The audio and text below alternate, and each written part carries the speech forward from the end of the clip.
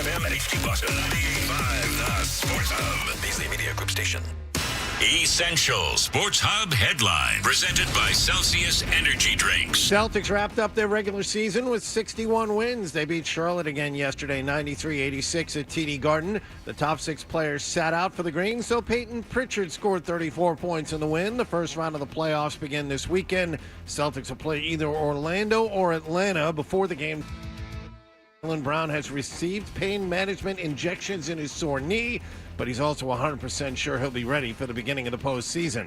The Bruins got the first NHL goal from top prospect Fabian Lysell. They won in Pittsburgh yesterday 4-1. Joe Sacco more than happy for his rookie. I think it means a lot for a guy like him. He sees himself a little bit more as an offensive player. Certainly when you're in that position, you want to produce offensively. And I think that especially getting your first one in the National Hockey League, it's always a weight lifted off your shoulder. Bruins have one game left. It's at home tomorrow night against New Jersey. As for the Red Sox, they avoided being swept in Chicago. They held off the White Sox 3-1. Garrett Crochet had a no-hit bid spoiled with one out in the bottom of the eighth inning. Sox visit Tampa tonight.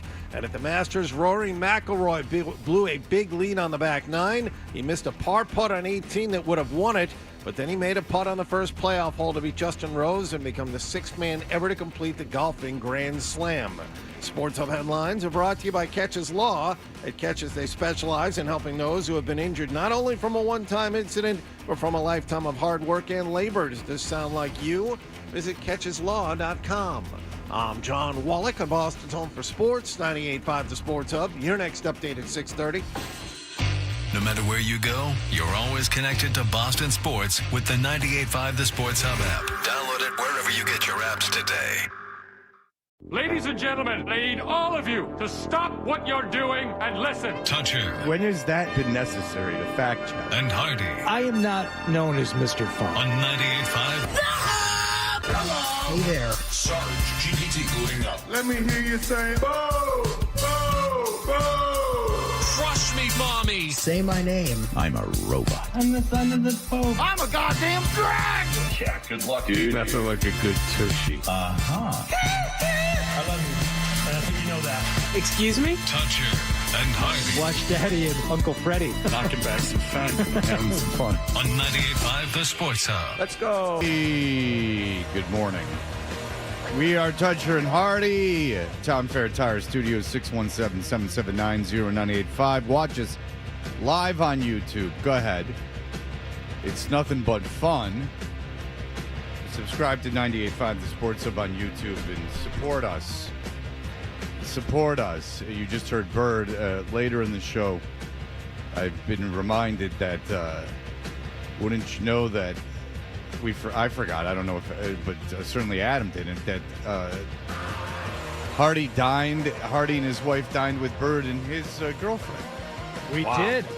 We did. How it ended up happening, who knows? But it ended up happening. It was quite the affair, I can tell you that much. It was a salon of the great minds of New England, and It was, I won't give anything away now, but it was fascinating. It was absolutely fascinating. And I am puzzled to this day. 2 days later, I am still scratching my head. and I had something happen this weekend that has never happened before. It's actually a cliche, a bad one. Like it's not a positive cliche. I didn't do it. It didn't happen to me, but I was there. And I was there, and it's something else when it happens. That's a tease. Okay. Yeah, big time. Well, I mean, yeah, Wow. I think the story will live up to it. Now, was this Saturday or Sunday? It was yesterday. Okay. I saw the end of the Masters. Don't let anyone worry. But Okay, yesterday, good. From 5 to 6, I was doing something, and something happened during it that was so no one panicked. The Masters, I saw the end. Thank God.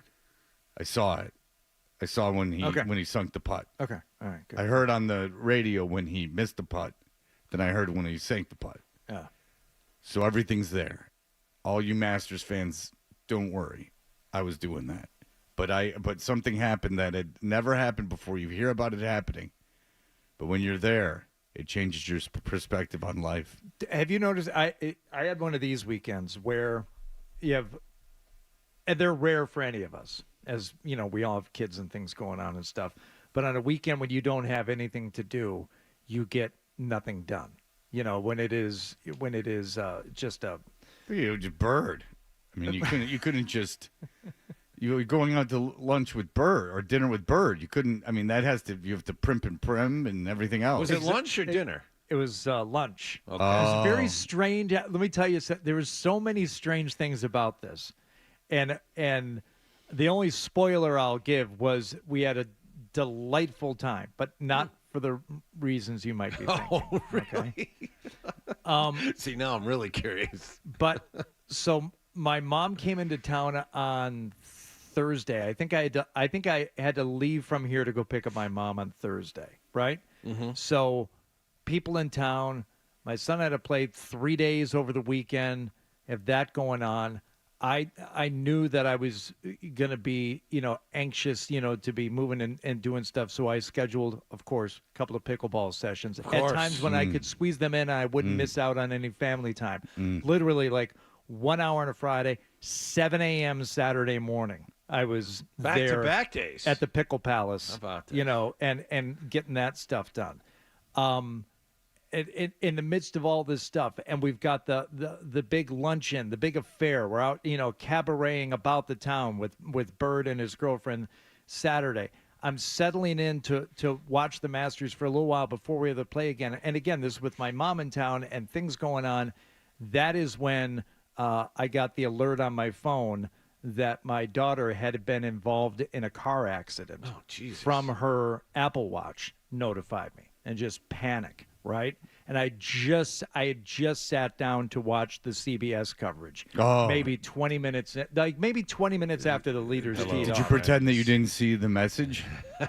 My phone was in my pocket not on Do Not Disturb, but I had it turned off. I don't want any distractions. Right, and Don't the morgue. No. yeah, Don't call. yeah. In that moment, and we've all had them as parents.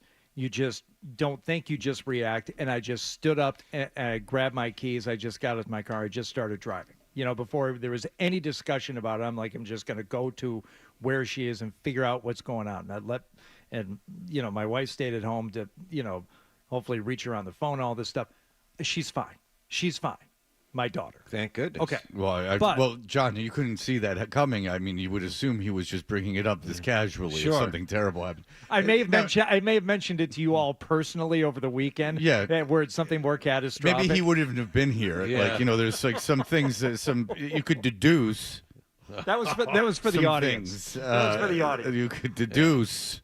Yeah. She's fine. But in the midst of all this, and this being the Masters, the one thing I really want to sit and watch and take in, and every second, I'm not on my phone, I'm not screwing around, I'm not doing stuff, I am watching it. Instead, I am spending 15 minutes getting to this place out on the highway that's not easy to get to because it's in between two exits. And where exactly am I going? Is she northbound? Is she southbound? What's happening? I'm talking to her. I'm doing this. The weather on Saturday is just miserable. It's just the rain and the sleet and all this stuff. And then no calls have been made even by the time I get there. So, silver lining, Fred, I did get to call 911, and that in some strange way that pleases me. Okay, so you called 911. Did you call 911 when you got to the accident, or did Yes. you call 911? Okay, so you got to call 911. Because I want to give him as much information as I can, Fred. You don't call the contractor when you don't know where the leak is coming from. This I want to know because your daughter obviously is fine. Yes. So this I need to know. Yes. So you were between. Ooh, this is exciting. Okay. So you were between exits on like 95 or something. Yes. Okay, Yes. so so it's 95. Yes. I mean, and so you're between two exits.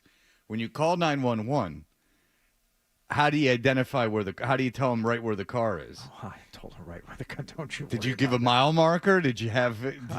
I almost said F. Yes, I did. But yes. Yeah, you had a mile marker. Were you like mile marker not? But did you? And were you like everything's cool? But like no bodily injuries. How'd you? Southbound 128 in the breakdown lane, mile marker 27.2, approaching the University Ave exit. We're right underneath the sign before the embankment. Yeah, I gave him everything. Now, hopefully they were to the right because there's nothing scarier than being to the left. Oh yeah, that would. Yeah. The left. I'm not joking around. No, like, the left on a highway. That's no fun. There's no getting. You're trapped. But you're trapped in the middle of the freeway. And it is such a stark contrast in terms of like, what do you do? And the people who do this all the time, they know exactly what to do. So, by the way, I told this all to the 911 operator. They couldn't care less. She's like, okay, that's great. I'm going to give you to the state police outpost, and then you can, do your cosplay with them. I'm like, okay, that's fine, whatever, as long as I get to do it. Do it twice, yeah. As long as I get to do it. So they send me to the state police outpost. I tell them our trooper's on the way. I'm like, you're damn right he is. Get him out here. Yeah, this is going to be all right. Do you remember the trooper's name? Of course I do. What's the trooper's name? Lob. Trooper Lob. He was fantastic. He also drives a Ram pickup. And I don't want to get too much into it, but he was a great guy. He did a great job. But he didn't come in the Ram pickup, did he? No. How'd you find out trucks. How'd you find out he drove a Ram pickup? So he gets out there. Don't go leaping at the clitoris like at a bull at a cape. Let me. Oh, you want me to knock around a little bit, kiss the thighs? Let it breathe. Let me warm up a little bit. I didn't know you were getting there. I was trying to push you in that direction. I'm getting there, buddy. Okay. All right. So he gets there. The first thing this stud does is the reason why I called 911. There's a lot of debris on the road. Sure. Right. Yeah, and I'm like, this. You can't. I mean, the traffic is slowed down. Now I'm feeling like anxious and guilty about the traffic backup this is causing. He gets there, and within 2 minutes, he just walks out in that right lane and puts his hand up, almost like a force field, and cars stop. And he takes a piece of the bumper and just tosses it off to the side. I'm like, hell yeah, you did that. Right? I guess I just made a friend. Next time, did you ask for his autograph? Next time, maybe I'll try that. I didn't know you could just put your hand up and cars would stop. You go out there and take a piece of debris and just throw it off the road. Get out there right about 8 Sure. o'clock at night when everyone's all drunk and just put your hand up. So the driver of the other car, someone shows up to be with that person. He and I start talking. That's Bob. So Bob and I are talking for a while. Meanwhile, my daughter is sitting back in my truck, and I parked behind it, angled specifically to, for safety purposes with the hazards on. And I go back to her once, and she's like, what are you talking about? I'm like, oh, we're just talking about, where he used to live down, Duxbury. And, we're doing, and she's like shaking her head. And I could tell she was kind of pissed because she knew I was out there making friends. On this, one of the worst days of her life, I'm not enjoying myself, Nah. but I've had worse times. Yeah. You're kind of enjoying yourself I've had a little worse bit. times. Yeah. Then the troopers showed up, and there's a lot of back and forth in terms of, waiting for this to come around. And he said he called the tow truck, and he's like, you don't have to wait here. They'll just come and take it and then notify you where it was. I'm like, well, if it's a choice, I guess I'll just stay. I mean, what am I going to do? Not hang around and watch a tow truck driver do his magic? My daughter just wants to leave, I'm pretty sure. Yeah. I'm sure she did. But now I'm into it with the trooper, and we're having a conversation. Of course. And he's, and all joking aside, like very helpful because I don't know what to do. What do you Right, do? sure. You get in an accident on the highway. I really didn't even know if I should be calling 911. Turns out, A, I should. B, I thought we could drive the car. He shows up. He goes, oh, no, this is a tow. So I didn't know that part of it. And, he's giving me lots of good information that I need. But also, we're just chewing the fat a little bit. Right. Out there in the rain, just talking. So that all wraps up. Long story short, I don't get back home to start watching the Masters again until almost 5 o'clock. Did you forget about the Masters entirely while you were having these conversations? 100. Underline. All right, wait, but you never said how you got to find out that he had a pickup truck. Oh, yeah. Oh, well, he looked back at my truck as he's trying to identify all the vehicles involved because, there's reports, there's things, that go Paperwork, yeah. Paperwork, sure. And I told him, no, that's mine. And He said, "Oh, is it new?" I'm like, "No, it's a 19. It's got almost 100,000 miles on it." He goes, "That's 6 years old?" I said, "Yeah." He said, "Wow." And so, again, we're both making friends, right? Now he's buttering me up. And he told you keep good care of that thing, is what he's saying. Yeah, yeah. Did you show him the organization in the back? You did, didn't you? No, I did not. Yes, you did. I think at that point, my daughter may have had the full blown meltdown because she was teetering at this point, sitting shotgun, engine running, heat on. She's fine, but she wants to know what's all the jibber jabber about. It's about the pros and cons of the Rebel versus the Laramie, and about the oil change intervals and things like that. We're just talking change intervals. Sure. Oh, We're just boy. talking about stuff. I'd have been pissed if I was her too. I think maybe she wanted to go home. Yeah, was the point of all this. No, but why wouldn't you want to sit on the side of the highway as long as possible when you had a car that could have moved? Yeah. No, I want to sit and stare at what just happened for longer. That's great. Yeah, and it's not even that, she's traumatized or something, obviously. Like, probably by that point, she just didn't care about the accident anymore, and she was just like, I want to, like anyone, like, I don't want to be on the side of the highway anymore. Stop being on the side of the highway. What, like, can we get off the side of the highway? I don't want to be here anymore. I'm on your daughter's side. Now, I know you. Now, this is a legitimate question I would ask you off the air, and I'm not making fun of you. I am fat because I don't know how to do this. As I get older, I know there's things that I just don't know how to do. Did you exchange information with the guy to become friends? No. Okay. No. Because if you asked me, like when Hardy meets dudes, like women, it's different. Like when Hardy meets women, I have an idea of how to do because it's something you do. Right. When you meet a woman, you exchange information if you want to bang them and they want to bang you, or if there's a possibility of that happening. So every Haley's Comet that happens to me. But with like a guy, every 77 years, exactly. Like if I find someone, it's a mass type situation where they just touch.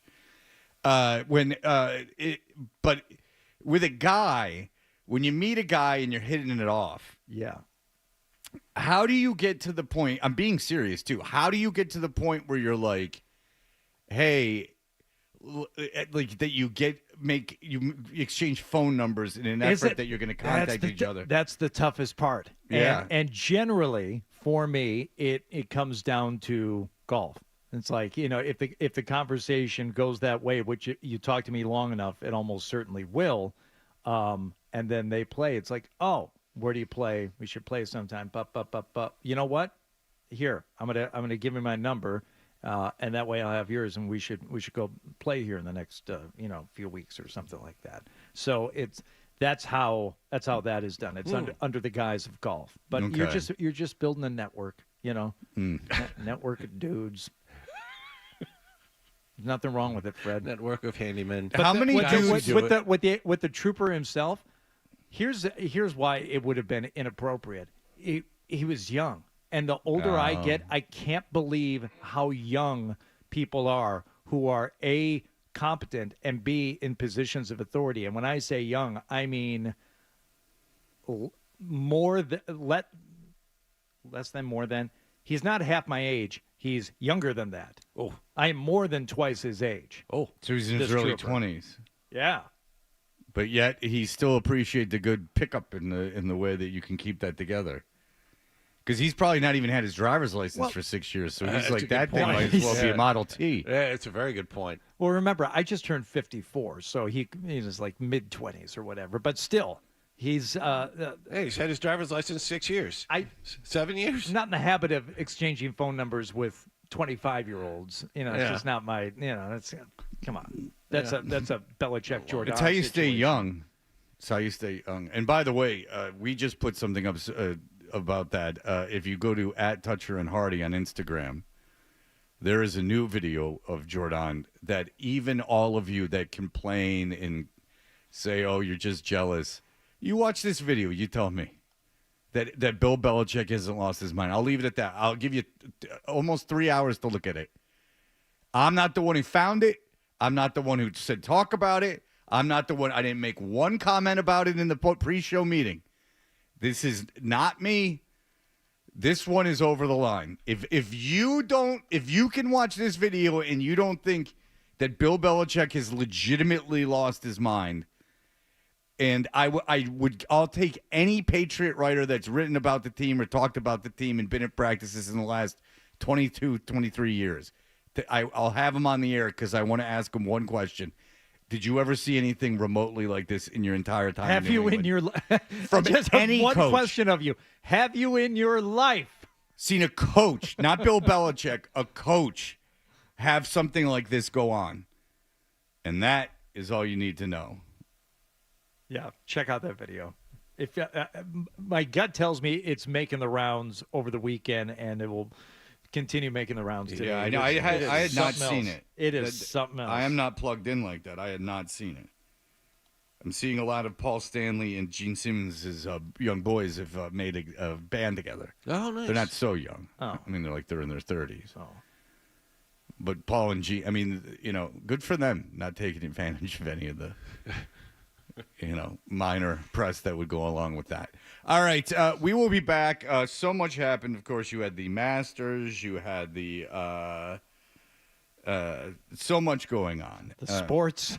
The sports and everything else. The last day of the NBA season, they'll be giving the sweaters off their backs at the next Bruins game. It will be a lot of fun. We'll be right back. You're listening to Toucherin.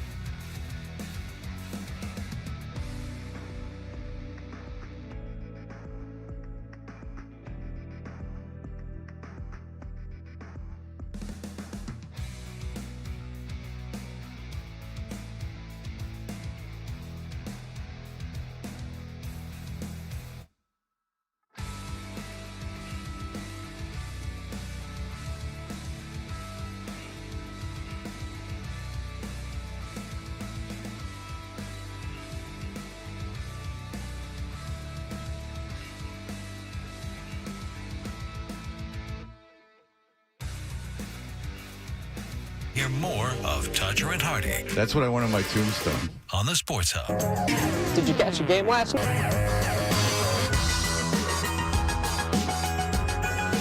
Hey, we're Toucher and Hardy. What happened last night is brought to you by Leonard Hair Transplant Associates, where your hair doesn't have to be a game of what happened. So change your lettuce and change your life with Dr. Matthew Lepresti at 1-800-GET-HAIR. All right. Celtics playing their final game of the regular season yesterday, and at this point in the season, we're used to seeing some, unlikely stars out there shining for the Celtics. Hayden Pritchard spins away from Okogie, steps into the paint, throws to the corner where Shireman is open for three. Hey, nice pass there for Pritchard. Gets in the middle, a couple of guys run towards him, kicks it out to the corner, jump shooter, knocks it down.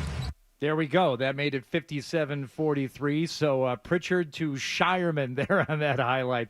Who else was shining yesterday? Crazy stuff coming tomorrow night. Entry, Cada catches, turns, two-hand slam. Ball gamble for the steal. He was too small to get it. Celtics lead 67-64. It's the first points for Cada in 13 minutes today. So this was at the Garden against Charlotte yesterday. Cada, Pritchard, Shireman. This wasn't Maine. This was Boston. Bird, Parrish. That's right. Looking at that, the starting five for the Celtics yesterday: Shireman, Craig, Hauser, Cornette, Pritchard. So, good news is Celtics get the win, 93-86. They finished their season 61-21. And what now, Wallach? What happens for the Celtics? Well, first round of the playoffs doesn't start until this weekend because we have 4 days of playing round tournament stuff happening tomorrow night. Tomorrow night we'll find out who the Celtics play in the first round. As we were discussing on Friday, Fred, the 7-8 games are both tomorrow night. And the first game is Atlanta at Orlando on TNT tomorrow night. The winner of that game will come here and play the Celtics. And the loser of that game will play the winner of the 9-10 game on Wednesday. On Thursday, and then we'll find out. Hold on, say that again, please. I know. I got a little lost. The 7-8 game tomorrow night is to determine who the 7 seed is. Right. And the 7 seed will come here to play the Celtics, who are the 2 in the Eastern Conference. So that's the game you have to worry about tomorrow night. Tomorrow night. Atlanta at Orlando. Okay. And the winner of that game will be the Celtics' first-round playoff opponent. Okay. So you'd prefer Atlanta, maybe, to Orlando? I would. Orlando has given the Celtics some trouble over the last couple of years. And are they healthy? Because I know they had injuries. Yeah, and Boncaro was out for a while. Wagner was out for a while. I don't know about Boncaro. I know Wagner is healthy. I think Boncaro has been playing. Yeah. By the way, you can get in that game for under $30. Yes. Orlando not falling in love with this franchise. No. Like when I lived there, when it was Shaq and Penny, and everyone was very excited about the team. A little different, yeah. Joe Mazzulla after the game. From now here, all you're going to talk about is playoffs, blah, blah, blah. But at the end of the day, what wins a preseason game, a regular season game, a playoff game, it's all the same stuff. It all comes down to the margins, all comes down to the attention to detail, all comes down to the things that impact winning in that process. And, the guys don't get distracted by, does this game mean more than this? Like, that locker room has done a good job of creating an environment where every game's important, and all the Tommy points and all those things go into the margins and the things that impact winning. So, okay, there you go. Yeah. There you go. It's almost like he had that memorized and ready to go. I believe that's what he's been preaching. So we'll await the winner of that game tomorrow night and then see what is in store for the Celtics. How about the Bruins yesterday? They're still playing hockey. 13 to go in the period. Pasternak sends one across ice. Lindholm down the far circle trying to get into shooting position. Lost the puck into the corner. Here's Pasternak, top of the left circle. Throws it in front, and they score! 1.6 to go, and Elias Lindholm able to knock in the rebound as the Bruins grab a 1-0 lead. That's how the scoring would begin. It would require more than that, but the Bruins would, in fact, go on to get the win 4-1 over the Penguins yesterday in Pittsburgh. Well, luckily, Philadelphia has been red hot, and they remain, and now they are a point ahead of the Bruins, despite the Bruins' insistence on winning. It's a little annoying. But we need the Kraken to win. I guess they would be playing tomorrow, I guess. And so the Kraken to win, because they're that pesky 1 point ahead of the Bruins with both with one game to play. Yep. The Flyers are comfortably ahead. They have 2 games to play with a point lead. I wouldn't worry so much about the Flyers. And same with Buffalo. They're 2 points ahead with 2 games to play. Kraken will host the LA Kings tomorrow night, late. Yeah. After the Bruins are done. So I'll have to stay up late to find out if they're actually the fourth worst But the team. LA Kings have something to play for. They playoff seeding. Mm-hmm. So look for the LA Kings maybe to pump it out a little bit. And it looks like St. Louis, if they win their last game, makes the playoffs. So another coach you fired, took a team to the playoffs, and we'll see how far St. Louis goes in the Western Conference. But Jim Montgomery gets into the Bruce Cassidy camp of you fire a coach and then he immediately takes a team. And I would, while healthy, now the Bruins weren't, this season, but some of that is how bad they were. But when healthy, I'm not sure that St. Louis team's much better than that Bruins team. So they have, 94 points with a game to play. Yeah.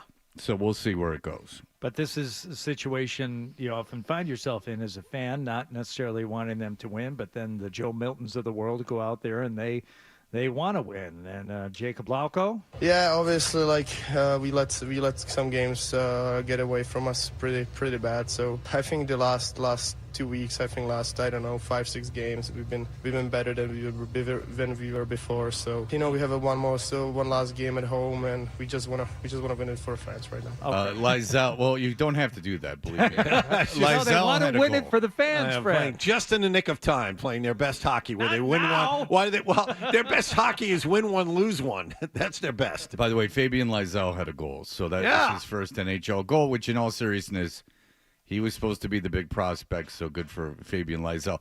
Let's discuss a little bit of Kevin Paul DuPont now that we're on the Bruins. I don't want to invest a lot of time into it, but we have a few minutes. So the headline is Bruins' formidable task of improvements in the offseason begins with acquiring an elite center. So you go, okay, this is going to be interesting. What do the Bruins have to do in the offseason? Kevin Paul DuPont has been covering the team since, the 70s? So yes. It's a whole thing. That's correct. But then you try to get into it. And come Tuesday night when the lights go out on Causeway Street and the Bull Gang flips the circuit breaker to melt on the Garden sheet of ice, an audible sigh of relief will echo around the old West End. What a mad, mad, mad season. Apologies, Stanley Kramer. It's like, I don't know. It's a mad, mad, mad, mad world. I would think that's a Stanley Kramer the film. But it's just like, all right, dude. Like, come on. Like, I'm goofing on him, but I mean, I'm like, he's a respected guy and he's been around forever, and I get it. It's just, it's so old. Yeah. It just is. Messrs. Charlie Jacobs, Cam Neely, and Don Sweeney have a whole lot of work to do. He didn't call them Messieurs, did he? Messrs. Well, Kevin Paul DuPont. he has license to use Messrs. All right, so add an elite number 1 center. Okay, great. But just even this is annoying. As great and prolific as David Pastrnak is, he's not a pivot, and centers make offensive whole. Without Pastrnak doing what he did this season and the past 3 100-point seasons, ... well, comma, we'd be talking San Jose / Chicago bottom of the original 32 barrel bad. Huh? Wait, say that again? Exactly. I know what he's saying, but it's really hard to do. Pasternak's great. Without Pastrnak doing what he did this season and the past 3 100-point seasons, ... well, comma, we'd be talking San Jose / Chicago, bottom of the original 32 barrel bad. Okay. So you know what he's saying, but it's like, oh, dude. I mean, it's so hard to read. And then he says that Sacco was deserved better than what he got. Yeah. The loyal, honest, competent Sacco deserved better. But those were key metrics Bruce Cassidy wouldn't have been given the summer of 22 skidoo. The loyal, honest, competent Sacco deserves better. But if those were key metrics, Bruce Cassidy wouldn't have been given the summer of 22 skidoo. Mm-hmm. Skidoo. Now, I sincerely don't know what that means. Okay, the only thing I know is Bugs Bunny. I think it was 23 skidoo. Adam's playing this Kevin Paul DuPont, and you guys are friends. Isn't 23 skidoo like a football audible from the 23 from the aughts? It's very old-timey. Well, yeah, but it still doesn't. Now, Bruce Cassidy was given the skidoo, but in 22. But he was honest and competent. Yeah. So the loyal, honest, competent Sacco deserved better. But if those were key metrics, Bruce Cassidy wouldn't have been given the summer of 22 skidoo. Yeah, that they fired him in the summer of 2022. And he was competent and honest. Yes. Right? I got that right. Yeah, it was like June of 22. They fired him. Yes. I think Dupes is writing for a specific audience. My 72-year-old dad who reads the Sunday Morning. Well, if I'm editing the Globe, I got to be red hot on that. My dad doesn't say 23 skidoo. That seems like from before my dad was alive. Yeah, that seems like really old time. Yeah, that sounds like from the Depression era. Like my dad, like the Roaring 20s, like before the Depression. You've thrown that in as like when you're doing like the old time. You got like 23 skidoo. Maybe Hardy has. But I know 23 skidoo. Here's something written about skidoo for the first time in 1899. By the way, I have come upon a new piece of slang within the past 2 months, and it has puzzled me. I just heard from a big newsboy who had a stand on the corner. Small boy with several papers under his arm had edged up until he was trespassing on the territory of the other. When the big boy saw the small one and went to him in a threatening manner and said, Here, 23, 23. Small boy scowled and talked under his breath, but he moved away. 23, and I could see that the beggar didn't understand it any better than I did. What? I don't know. You know what it was? You're just throwing words at me. What are you saying? Cocaine. Oh. Cocaine was used that I understand. A lot during this era. I see. A lot of coke. So okay. It's just I can't read it. It's just impossible to read. And maybe it's because I'm an idiot, but I don't think so. I can consume information. I have a college degree and everything. A history degree for that matter. A few days later, I saw a street beggar approach a well-dressed man who might have been a bookmaker or horseman and try for the usual touch. The man looked at the beggar in cold disgust and said, 23. So I had to read for my senior year. I had to go through microfiche and read because we had to do a paper using.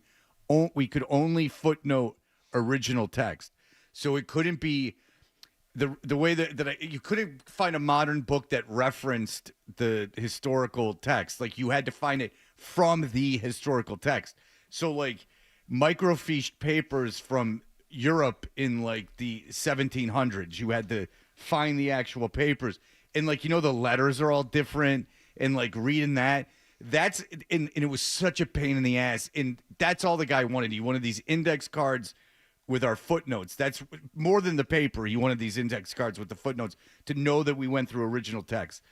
That's like reading Kevin Paul DuPont. It's that just boring, like it's just awful, tedious exercise.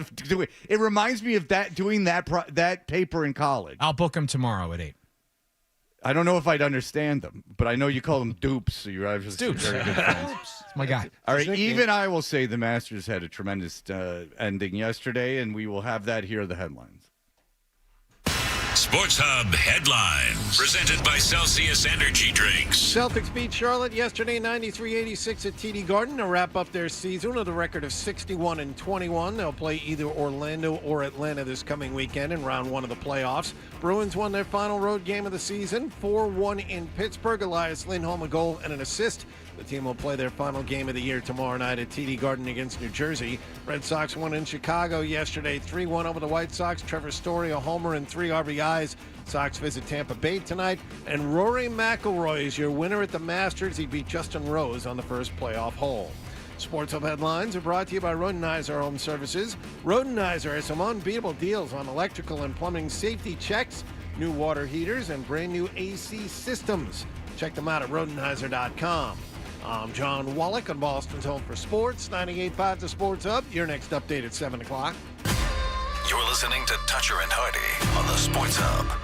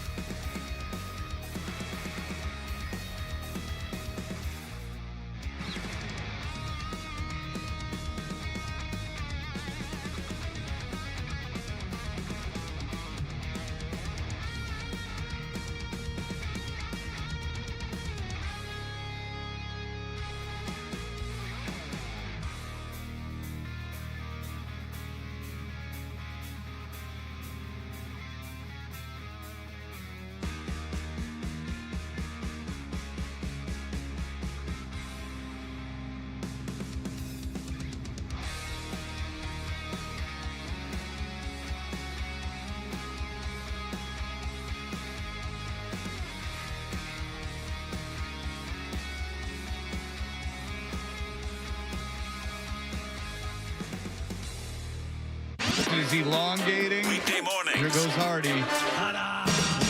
Toucher and Hardy. I no longer love things. Let's go. Let's ride. 98.5. Like, let's roll the dice. Sports Hub. So by the New Hampshire border, not up 95. No. Like, you know it's far when Hardy and John are like, Jesus Christ. Like, especially Hardy. So it's a debate if it's... I mean, it might take 2 hours to get there, to get to the game. But traffic should not be a factor. You're on Route 2 for 30 miles, and then you get off Route 2, and then it's another 15 miles. Yeah, that's a hike. So there's some debate of Yeah. whether this is something that should be happening. My son has a track meet in Norwood this week, and my wife and I are debating whether or not to go. So you get the point. Well, the thing is, my frame of reference. I have to pick my son up in Groton regardless, but you can get to Groton in a half an hour, 35 minutes at that time of night, at like 8 o'clock at night. You can get there pretty quick, relatively speaking. It's like, say it's 25, 30 miles. Say it's 30 miles away. Get there in like 35 minutes. Hour and a half round trip, with him, like getting him in the car and everything. You're an hour and a half one way to this particular place. Oh, I mean, that's a very, very conservative No, but estimate. Hardy made a good point. After a while, who's going to go? Who's going all the way out there? Well, just in terms of traffic, yeah. It's just No. the cars won't be with you. But 95 will have traffic, and then Route 2 will definitely have traffic. I mean, Route 2 has traffic going to Groton. Yeah. And Route 2 and that roundabout by the prison is no fun. I don't know. I don't know. I Went out to Red Tail. really, Yeah, that's right. I really, I want to go and I don't want to go. So it's a real internal debate. I know that Route 2 has traffic, but it's still funny to me. It's like, God, it's 4 o'clock in the afternoon on a Friday. What's that going to be like? Well, it's like driving through the orchard of Honey Pot Hill. I don't think there's any. Well, the problem with Route 2, you have to deal with a lot of people. The problem with Route 2 is that it's got that traffic circle, and that backs up a considerable amount. Yeah, as I was just saying. Yeah. Yeah, like that does have traffic. But yeah, like out at the we were wondering if it was Amish country, like for real, like no lie. Okay, so someone's going to have to tell us. There's all these furniture stores out there. Fred's like, well, what's out there? So I start looking on my map, and it's like horse and buggy furnishings, and it's like this type of furniture and this type of furniture. And I met a guy years ago, and they were out in either Harvard or Hudson, one of those places out there somewhere. And they Harvard made is furniture. closer, far closer than Winchendon. But they make furniture out there. I don't know why. I don't know what it is, but that being like the furniture capital of Massachusetts, but somebody knows. Okay, my question is this. If there's a world where everyone in your family wants to go to Great Wolf Lodge, would you go and come back the same day? No. I've been to Great Wolf Lodge once. I would not do this that. is past that. Yes. So that's my question. Two things we've managed to avoid in my house: Disney and Great Wolf. I've never been to Great Wolf Lodge either. I wanted to go, but then COVID happened, and I didn't think they were going to close it. It's something else, man. You're trapped. There's one Dunkin' Donuts in that entire building, and so you figure you get up like 6:30 and you go. Nope. There's a line down the hall of like 50 people who had the same idea you did. The thing is, Milo is going to pitch today, but I don't know if it's. I mean, he's a sophomore in high school. I don't know. It's his homecoming, I don't know if a Monday night. Great Wolf Lodge I would have been to. Disney is one of those things where it's like, you know what? It's not like you're really saving any money, but it's always been my belief.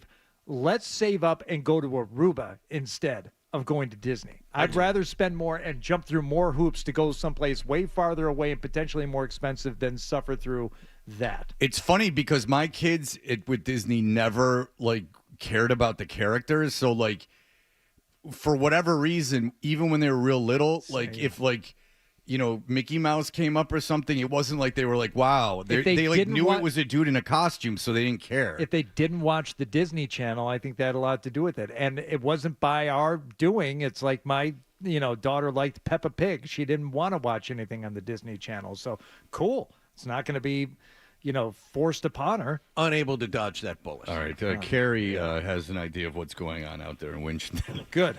Carrie, hello. Hey, morning, guys. What's up, Carrie? Hey, so they're Mennonites. It's not Amish or Quakers. It's Mennonites. But isn't that the same thing? Like you're eschewing like modern technology. It's like kind of the same thing, or am I wrong?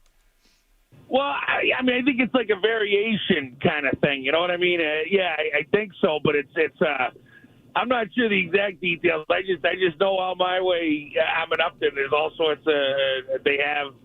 It's just a group, and they live the similar lifestyle, Yeah. Okay. Amish and Mennonites, both part of Anabaptist tradition, similar beliefs like pacifism, adult baptism, and a plain lifestyle. Mennonites generally more integrated into modern society, accepting technologies like cars, electricity, and cell phones. So, yeah, you're right. I think you're right, Fred. They're very close. Yeah. So they're not going to know who I am. Yeah. And I What's can't the have point that. of going? Yeah, exactly. Tim, go ahead. Right. It's not that big of a deal, man. Yeah, I live 12 minutes from 140, and I drive to Newton every morning. It takes me an hour and 12 minutes to go to MIT. Oh. Area. Oh, you go to You MIT. overthink about this way too much. Yeah. Well, I have to go to work. I'm not one of those smart guys. I'm a pipe fitter. So.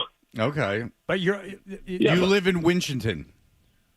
Well, I live in Gardner Park, 5 minutes from the Winchendon line, like one right at 140. Right where they split it. You live close. What time do you leave for work? Well, I kind of leave around like 5 o'clock. 5 o'clock in the morning. Yeah. Try to get there Okay, for and then 6. what time do you leave MIT to get back to your home? So that's the thing. We leave a little bit early, but it takes about an hour and 25 minutes to get home for the traffic because of that one rotary right where the prison is. Yeah, I know. That's the rotary I'm talking about. Leave on for a second. You're a pipe fitter, huh? Oh, Jesus. Yes, sir. Yes, I am. You in the local? No, I'm not in the local yet. I'm on my 5th year apprenticeship at my company, so I have to go take a test soon. So good luck. What's on the docket for today? What's the job? Welding some Skid 80 stainless steel pipe. Some big stuff for Commonwealth Fusion. So pretty big boy stuff. Lucky bastard. So, all right, good luck. Be careful. Yeah, if you want, I can send you some pics. Oh yeah, please. Yeah, send them. Right. Do you have an OnlyFans? I do actually. Top 1%. He would like that. Top 1% in the welding class. Thank you. Thank you for that information. There was by the way, there's this thing about this. We could talk welding for 5 more minutes. Tech, brazed. What are you doing? It's not even worth talking on the air. I saw some documentary on these like kid influencers, and there's this thing like OnlyFans, but you only have to be 13 to like be a person on it. And they did a dig into like who the customers on this OnlyFans type thing is. Like now you can't be naked, but it's they're like bikini pictures. Come on. And like the parents put their kids up there, like the girls up there, and they did a dig like this organization that's like anti this stuff, and like. It's all adult men, like it's it's insane. Like who knew it existed? It's this Netflix documentary about this thing and this thing on the internet. But oh boy, really really bad. All right, the Masters did happen. We will get into it. We'll do that. I won't sidetrack us. We'll get into it in just a moment.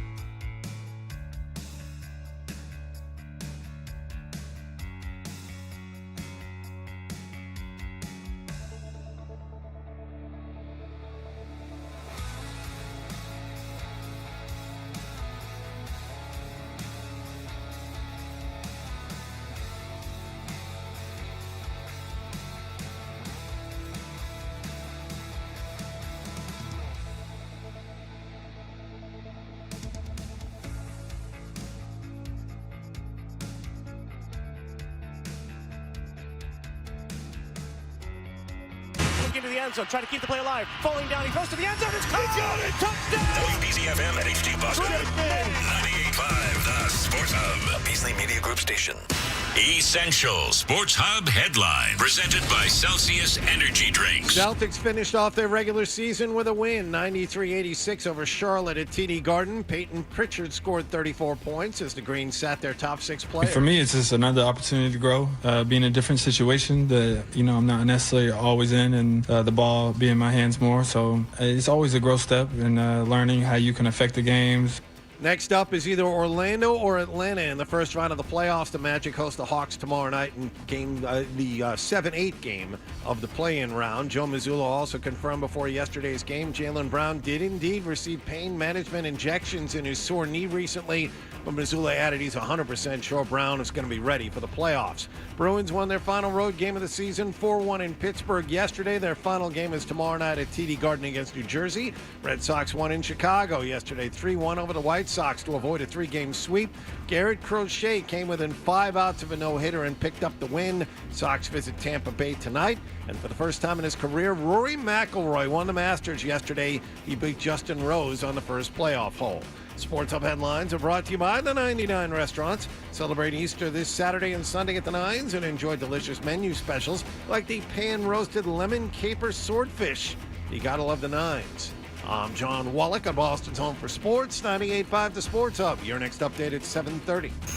If you've got the app, you've got Toucher and Hardy to wake you up no matter where you are. Or who may or may not have been to jail. Get the app, the 98.5 The Sports Hub app.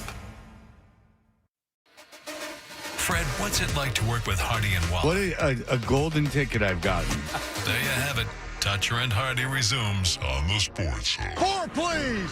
Now driving, Rory McIlroy.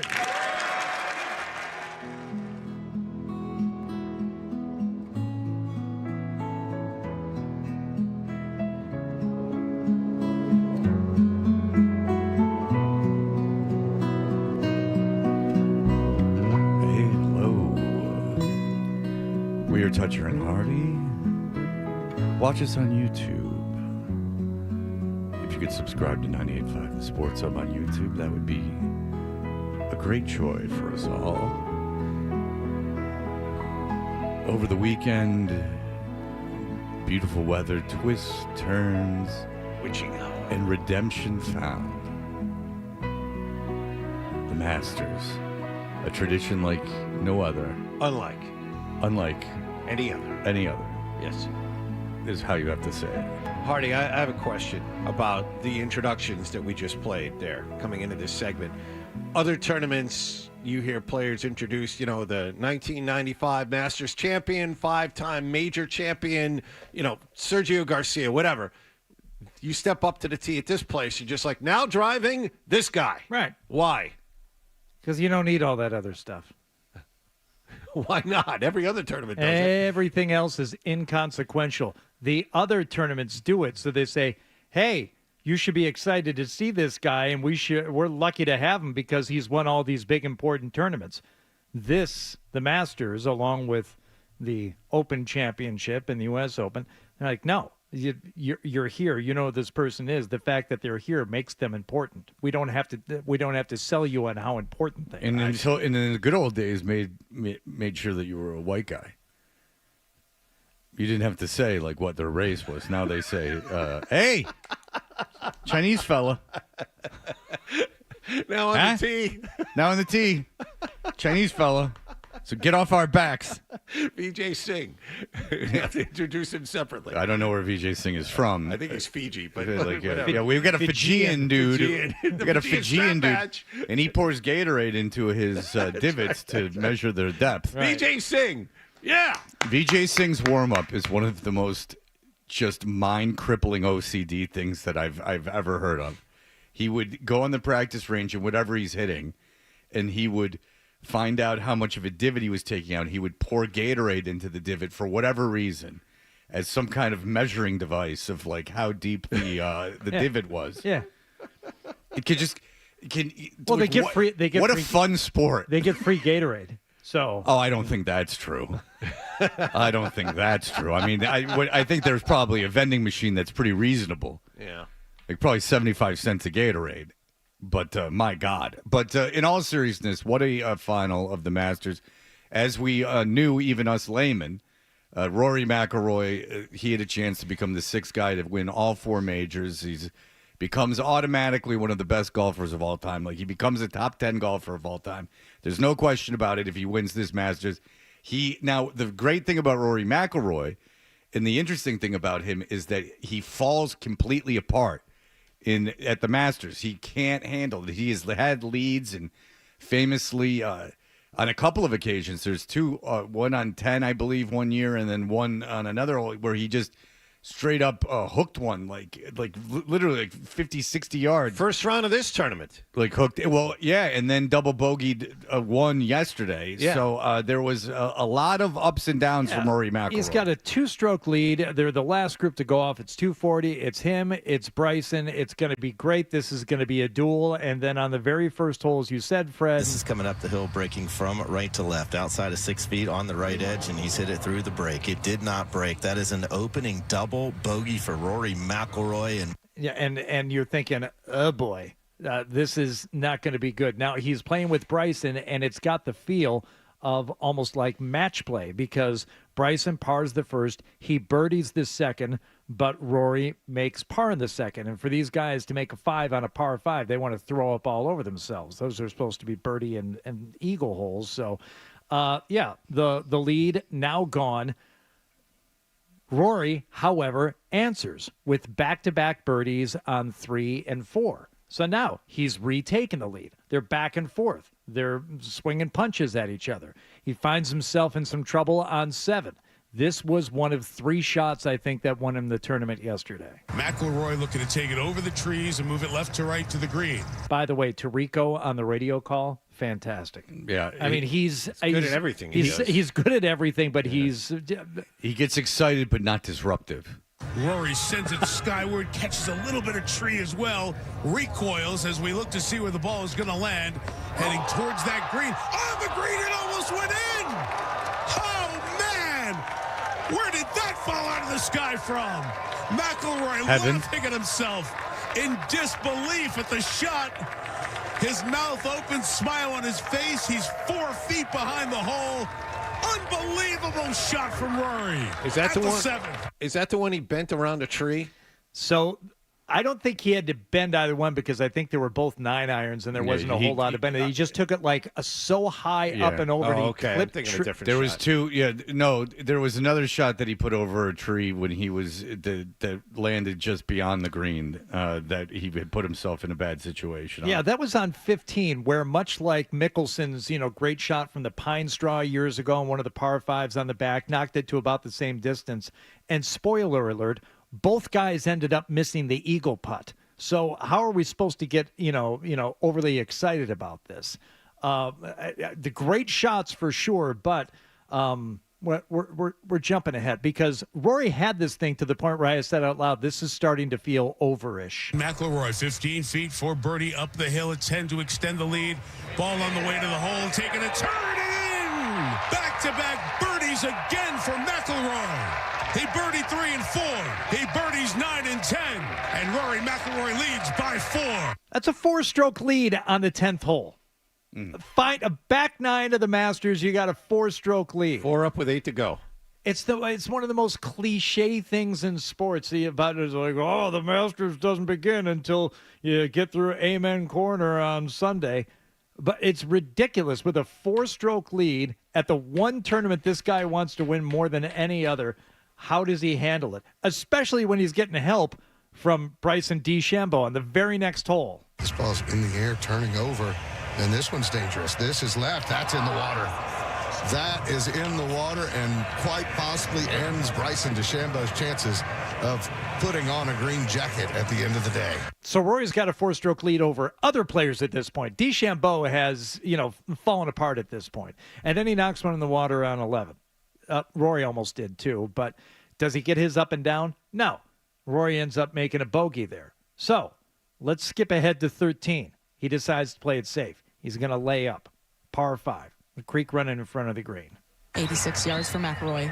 Ball on the way. This is going to land short of the flag. Oh, my goodness. It landed on the right side. It's rolling into the creek. Rory McIlroy just hit a wedge shot from 86 yards into the creek, into the tributary. Oh, my goodness. What do we have here coming down the stretch? Well, we have a ball in the tributary. Yeah, is what we have. You've got a guy who the entire, all of Augusta, everyone jammed on that course seems to be rooting for Rory. He doubles the first. He blows a 4-stroke lead on the back 9 by making bogeys at 11. A double at 13. He goes on to bogey 14. And now you've got a leaderboard that's changing with every shot. This is what was infuriating me yesterday, Fred. And I think CBS has to change the way they broadcast this tournament. Because if you're watching on any other media whatsoever, and the only thing I was checking yesterday were my odds on my betting apps, because I had a lot of bets going on. I had Oberg to win. I had McIlroy to win. I had Bryson as a top 5 finisher. So I'm looking and I'm checking the odds, seeing if I should be cashing any of these out. You know what's happening based on just the way the odds change. And also by the roar of the crowd. Right, that you can hear in the background while guys are setting up for shots. So do they immediately switch and say, okay, you heard that roar while Rory was missing his par putt on 14. Why was that? No. Instead, CBS stays with Rory, just, like a medium close-up of him staring at disbelief at the green for a while you're wondering, what the hell were people cheering about? What's going on? Yeah, the radio's better because the radio was like bopping it around. Like yes, the radio didn't do that because they obviously don't linger. There's no visual element. And they just, they love their pretty pictures. They love the long walk up. They love the tributary. Can we have a contractor call? How much if I want to put a tributary in at my condominium? Not a moat or a creek, but a tributary. Where can I put the tributary in? I want something that sounds as complete a-hole-ish as possible. So meanwhile, Justin Rose, who was your leader after 36 holes, he did not have a good third round. So he was kind of like an afterthought at the start of this. He shot a 75 on Saturday. So Justin Rose very quietly makes 4 birdies on the front, 2 bogeys thrown in there, and then makes birdies on 11, 12, 13, 15, 16, 18, 10 birdies for Justin Rose yesterday, including a long birdie putt on 18. So he's sitting there waiting for Rory to finish. Rory, on the 18th hole, he's got a 1-stroke lead. He finds the fairway with his tee shot. Great. Where does he put his approach? In the bunker. Knocks it out, though. He's only about 4 feet away. So, okay, just make this putt and you win the Masters.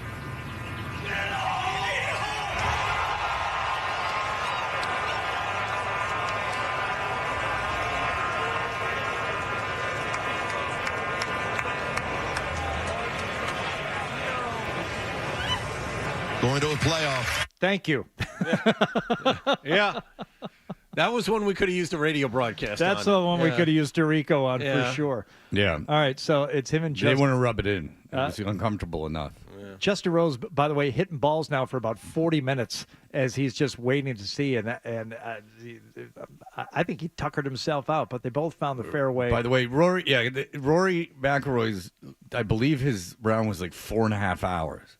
Like, it's a lot. Those guys were playing Thursday and Friday, 5.5-hour rounds. Yeah, it's a lot. It's a lot. Taking way too long, especially for the those threesome. last couple holes took him a long time as well. A guy you brought up, Oberg. He had a 7 on 17, something like that. He just kept flying back and forth across the lane. And so everyone's behind him waiting for him to finish. And they weren't at the last couple of holes. Unless I'm mistaken, they waited until they were off the green to hit. That's so right. it was like a lot. Yeah.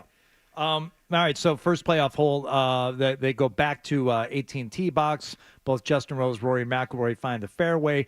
Rose hits a decent shot up onto the green, but Rory's so much longer off the tee. He's got a shorter shot in. He knocks it to about 3 feet. It's an absolutely spectacular shot. Rory back and through, and he's made it! He's done it! It's a grand slam roar and a Augusta National.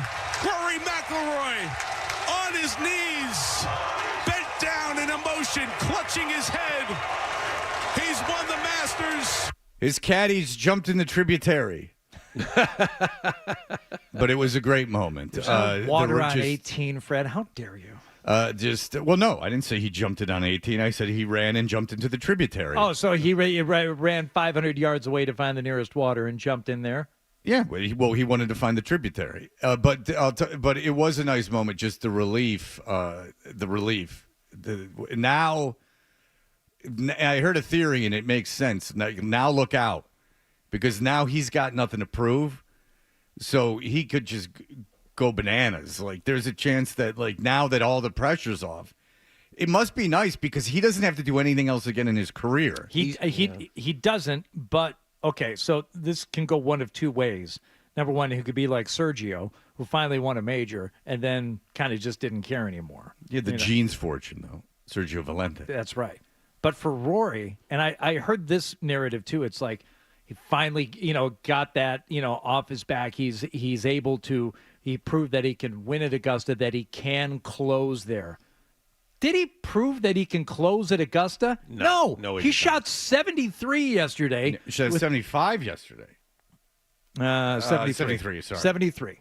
With 2 double bogeys, including one of the worst shots you'll see all tournament long on the 13th hole there. Like, I don't know what he proved, and he bogeyed the 72nd hole. Here's the deal, is that he won the Masters. So regardless of how he did it, it doesn't matter. I disagree. Well, he won it, and so now no matter how he won it. So all that pressure's off. You got to figure he'd never finish like that again. That was all mental, the yips. And it's funny, in that top 100 golfers of all time, I heard the guy on Mad Dog talking about him. Not to get in your head, but like a lot of those dudes would have been higher ranked, except they all got the yips. Like a bunch of them got the yips, like throughout like the last century, century plus. These great golfers just got the yips, and so that's obviously what was going on with him. I mean, that's why he doesn't make a 4-foot putt. I mean, that's why. That's why years ago he hooked it. That's why off 10. He's the first Masters champion ever to have 4 double bogeys and win. But the thing is that he won it. And so regardless of how he won it, then you would think that now that he has nothing to prove, I mean, he doesn't have to go out and win the Masters, by 10 strokes. He's not trying to be Tiger Woods. He's not trying to be Jack Nicklaus. He's top 10 golfer of all time. There's no question about it. And the win is of course the thing, okay? And he's got it, and that part of it is done. But if he was trying to prove to himself that he can keep it together on Sunday at Augusta, he's lying to himself if he says, yeah, I proved that I can keep it together for my Sunday at Augusta. Winning the playoff hole, though, I mean, having the wherewithal to recover after you missed that putt and come back and win that playoff hole. He had 2 great shots. Yeah, and then to set himself up for that. But he deserves credit for that. If he were another foot away after that approach on 18, then I don't think there's a prayer he makes that putt. That's fine, but he made it, and so he made the putt he had to make, and then so you would figure that would get out of his head now, and. I'd be up all night thinking about how I won that thing and not feeling guilty about it, but thinking that's not how I wanted my win at the Masters to go down, by puking on myself in the final round and then having to eke out a playoff against a player who played much better. That Justin Rose's round yesterday was spectacular. I mean, he shot a 66 yesterday. He was out of it. He was done. He was an afterthought, and he got himself into a playoff. Well, all right. So if you're a third baseman and it's Game 7 of the World Series and you're 0 for 5 and it goes into the 10th inning and you get up with 2 outs and there's 3 guys on and you hit a grand slam, J.D. Drew. I mean, I'll take that. I don't care about that. I mean, that's the thing about sports. Is that you got to forget it. That's the thing about being a great athlete is you can't stay up all night worrying about how you got it, because the whole mental aspect of all these things in every sport is being able to forget about the last thing and to be in the present and to focus on what needs to be done. If you sit, because that crushes people. It crushes pitchers. It crushes golfers. It crushes batters. Baseball, especially in golf, like you get in your own head. You got to be able to forget that stuff. It's a almost meditative trick that you have to have. I mean, you're in a big game and you give up a 2-run home run in the first inning. You got to settle down. Like you got to be able to mentally, and then you got to tweak stuff too. Give Rory credit. He's incredibly talented, and he was able to pull that out of somewhere after faltering on 18 the first time. But Thank God you didn't say what you were going to say. But I agree. Right, he would have been in deep yoga. Jeez. But I agree with Hardy. If I'm Rory, I'm staring at the ceiling all night thinking about all the mistakes I made and how lucky I am to get that I can't chance to believe win. I'm more mentally evolved than you two on this. Like, you would figure that I would be the neurotic one. You two are more neurotic than me. But you said, like, all these golfers, they end up getting the yips. They end up getting, these mental issues going on. What's going to come back to haunt him in the wee hours? Is he going to be thinking about putting on that green jacket, or is he going to be thinking about the wedge that he chunked into the creek on 13? I think that's what separates the all-time greats from the very goods. Is not doing that. Is being able to put back the negatives and focus on the future. And Rory is not yet, I don't believe, one of the all-time greats. If you're talking like top 3, 4, 5. No, he's top 10 there. though. But he is top 10. That's inarguable. Yeah, a career slam is a career slam. It's inarguable that he's a top 10. Yeah. I mean, then you would be getting into real minutia. 5 other guys in the history of golf have done it. He's the 6th guy. Fantastic. I guarantee Justin Rose, for a guy who just lost the Masters in a playoff, probably feels almost as good as Rory does today, because he knows what he did in that final round, and he knows what it took to get there, and he knows how he got beat. And Justin Rose didn't screw anything up. He had 2 great shots, and he made a par on the 18th hole at Augusta on a playoff hole, which is almost every time going to be good enough to extend it or even win it. I would be. See, I disagree with that, and then we got to break because this is just getting into what we would think in these hypotheticals that are never going to happen. But if I was Justin Rose, I'd be going through my 3rd round. Yes. And staying up all night. Oh, yeah. About, like, I can't believe if I just would have done that, then I would have been in a better position. And Justin Rose was playing with house money at the end, so there was very little pressure on him. Like you said, no one expected him even to be in it. So he's cruising along. And when he finished, if McIlroy doesn't crap himself, it wouldn't have mattered anyway. And so, like, Justin Rose was playing with very little pressure on him. So it's 2 entirely different things mentally. But who knows? But I am a little delighted that I am the one looking at this the least neurotically.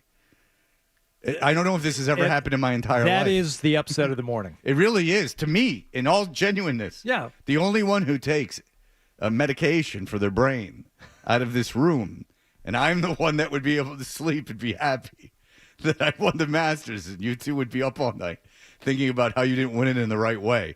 I wouldn't give a rat's ass how I won it. I'd be like, thank God. I don't have to worry about this crap ever again. No, 2 nerds are going to, not you two, but like 5 nerds are going to remember how I won this 20 years from now. No one else is going to care. They're just going to know I won the Masters. Nice 75 yesterday, too, Bryson. That's fantastic. Yeah, he's annoying. All right, we'll be back in just a moment. Toucher and Hardy.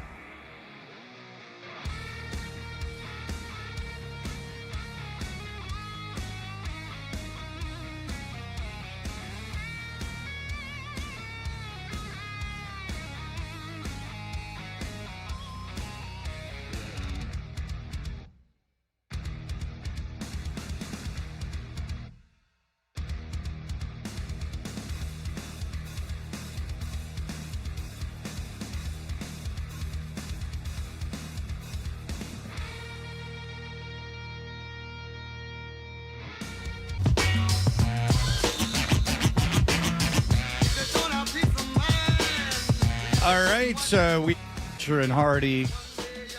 Hardy, for whatever reason, I guess it's just his charm with other men. Bird reached out to him out of the blue. Bird, who I don't believe you've had much of a relationship with. Not really. No, we've never worked on the same show together and haven't had a chance to hang out or anything. But Bird has seen a woman who lives very close to where I live, and he reached out and said, "Do you want to do?" He had a specific date in mind as to lunch or dinner on a specific date, and I said, "Yeah, that sounds great." He reached out in the right way. You know, it wasn't like, "Hey, we should get together and have hang out sometime." He said, "Would you like to have lunch or dinner with my girlfriend and I at this place or that place on this day?" And I said, "Yeah, let's have lunch at this place on that day. Yes, let's do that." And that's what we did on Saturday. So it was a 1:00 Saturday afternoon meetup in Canton, where Bird's girlfriend, fiance.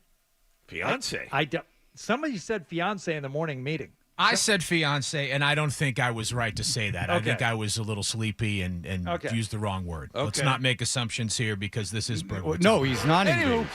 Yeah, I know he's not, unless he did it in the last week. He's right, because we had him on for Right. Six Man, and that would have come up in conversation. Right. Jesus Christ, Adam. So sloppy. Get your facts together. Bad work. You got it in Hardy's head that he was engaged. Hardy's the one who's friends with him, not you. Stop trying to be a Budinsky. All right, go ahead. But credit to Bird for laying it out there. You know, there wasn't a lot of ambiguity. Many variants. No, there were not a lot of variants. He said, "Let's meet up at this place at that time," and we said, "Yeah." Now I tried to prepare Marcy, who's never met Bird, barely knows him for the show. She doesn't listen a whole lot. She's better off for it. So I said, "Bird, he's the guy." She's like, "Okay, yeah." And she's like, "Why? What is he like?" I'm like, "He's affable. Everybody loves him. I love him. I who knows? I don't know, what you're going to think. What's his girlfriend like? I have no idea. I've never met her." And it's kind of a big ask. If Marcy were asking me to do this, I would be bitching up a storm. You want me to do what? You want me to go out? You want me to go out to lunch with your coworker who I don't know, and to meet her and her boyfriend, and I'm going to be force friended if only for an hour. Oh, I'd be a miserable prick about it. But credit to Marcy. She's like, "Oh, fine, great, whatever." I have no idea. What she's like. I know what Bird is like. I don't know how you're going to feel about it. All right. So we walk in a couple of minutes late. They're already there. Bird is enjoying a drink with an umbrella in it. Okay. Something that he ordered off the menu. Something very whimsical and fruity, and not at all what I expected Bird to be drinking. You could be an executive producer, and I could be. Okay. Thank you very much, Bird. So I meet his girlfriend the first time, and I can tell immediately she is a delight. Oh, nice. Like an absolute charming, beautiful, smart, funny, completely comfortable person. Similar age to Bird or younger? Similar age. Okay. And this is what puzzles me here 2 days later. How did Bird manage to pull this off? We get a table. Marcy and Jamie, they start talking and don't stop. I mean, they are going at it. They are hitting it off. Everything is just comfy cozy at that end of the table. Meanwhile, Bird and I are like, yeah. How you doing? Good. How you doing? Yeah. Okay. I can tell he's a little nervous about the whole situation. Sure. There is no need to be nervous because, we're just hanging out. It's a little odd. I've never sat down and had a meal with him at a restaurant. So I think Bird and I were more awkward with each other than the girls were. Yeah. They were fun. Exactly. So I don't know how he did it. I'm proud of him. She's a great girl. But I did not expect him to be drinking not one but two of those fruity umbrella drinks. and number two, for him to be with someone who is so delightful.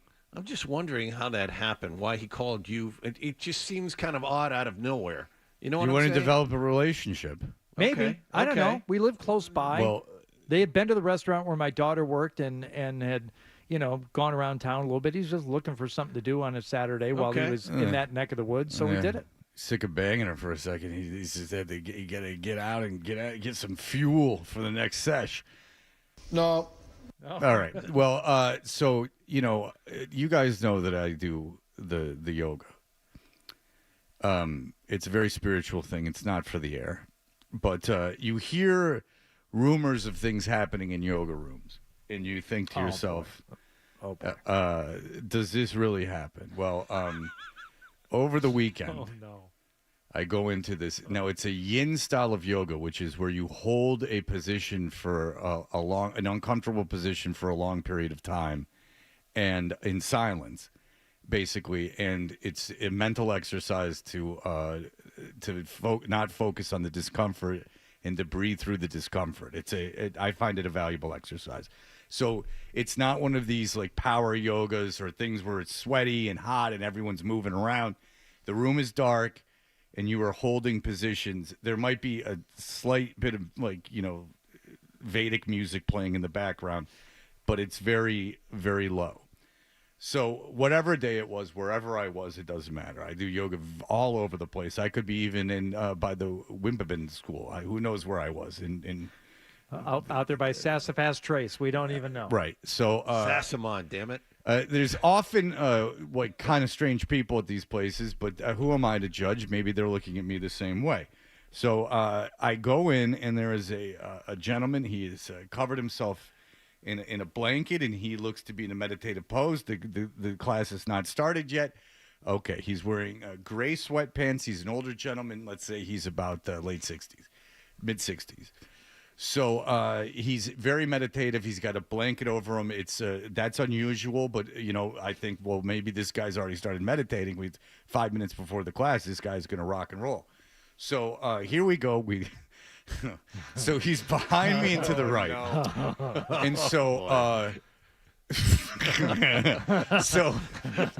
so right, like doom, doom, doom, doom, doom.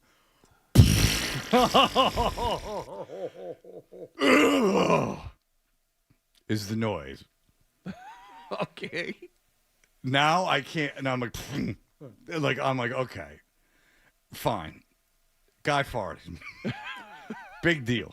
Big whoop. So I swear to God, I'm not lying. And then time moves on, and you hear this, and you're like, oh, wow, okay, this guy's really getting after He's it. really feeling it. And then you hear,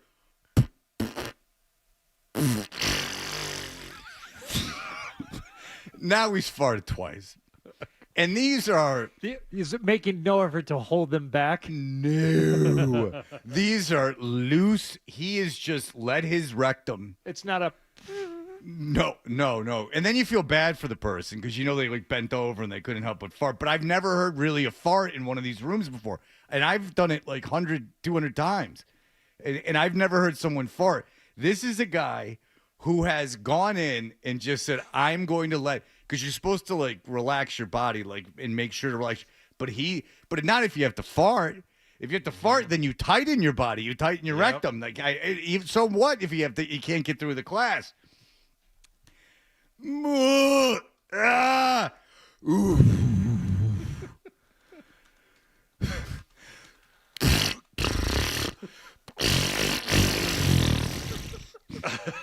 3 times. Is anybody looking at each other after the third No, time? because it's dark. It's dark. You can't So tell. there was this pose where you have this bolster. I know we got to go. I can do this in 10 seconds. We have this bolster, and your hips on it, and you're turned to the side, like it's like a back bend, but you're facing right, and then you do it to the left. But the one to the right, and you hold it for 5 minutes. He was to my right, and I couldn't stop looking at him because I was fascinated at what was coming next. He had this dumb blanket on. He was just sitting around, and then these, Like literally, because at one point I wondered if he was snoring, but he wasn't, because it was like so loose. Like really, like his butt, he just let it ride. No smell, though. Oh. So he had that going. But Wow. it does happen. And so that that you chalk that up to you're not going to get in that place you're supposed to be. I was not in the present. I couldn't stop laughing. Can we get him on the show? I did not. I wanted to keep a wide berth between the two of us when it got time to it. All right. The Celtics season is over. Jared Weiss will join us to discuss what's in store. Sports Hub headlines presented by Celsius Energy Drinks. Celtics wrapped up their regular season with a win. They beat Charlotte 93-86 at TD Garden. Celtics closed down the regular season at 61-21. They will play either Orlando or Atlanta in the first round of the playoffs this weekend. Joe Mazzulla confirmed yesterday Jaylen Brown has received pain management injections in his sore knee, but he's 100% sure that Brown will be ready for the beginning of the postseason. Bruins won in Pittsburgh yesterday 4-1. They have one game left. It's at home tomorrow night against New Jersey. Red Sox avoided getting swept by Chicago. They beat the White Sox yesterday 3-1. Garrett Crochet took a no-hitter into the eighth inning. Sox visit Tampa Bay tonight. Patriots are meeting with Penn State edge rusher Abdul Carter today. And at the Masters, Rory McIlroy beat Justin Rose on the first playoff hole to complete the career Grand Slam. Sports Hub headlines are brought to you by Dr. Matthew Lopresti and Leonard Hair Transplant Associates. The hair doctor of Hardy, Charlie McAvoy and Tuukka Rask. Call 1-800-GET-HAIR for your free consultation. I'm John Wallach at Boston's Home for Sports, 98.5 The Sports Hub. Your next update at 8 o'clock. Stay tuned for more Toucher and Hardy on the Sports.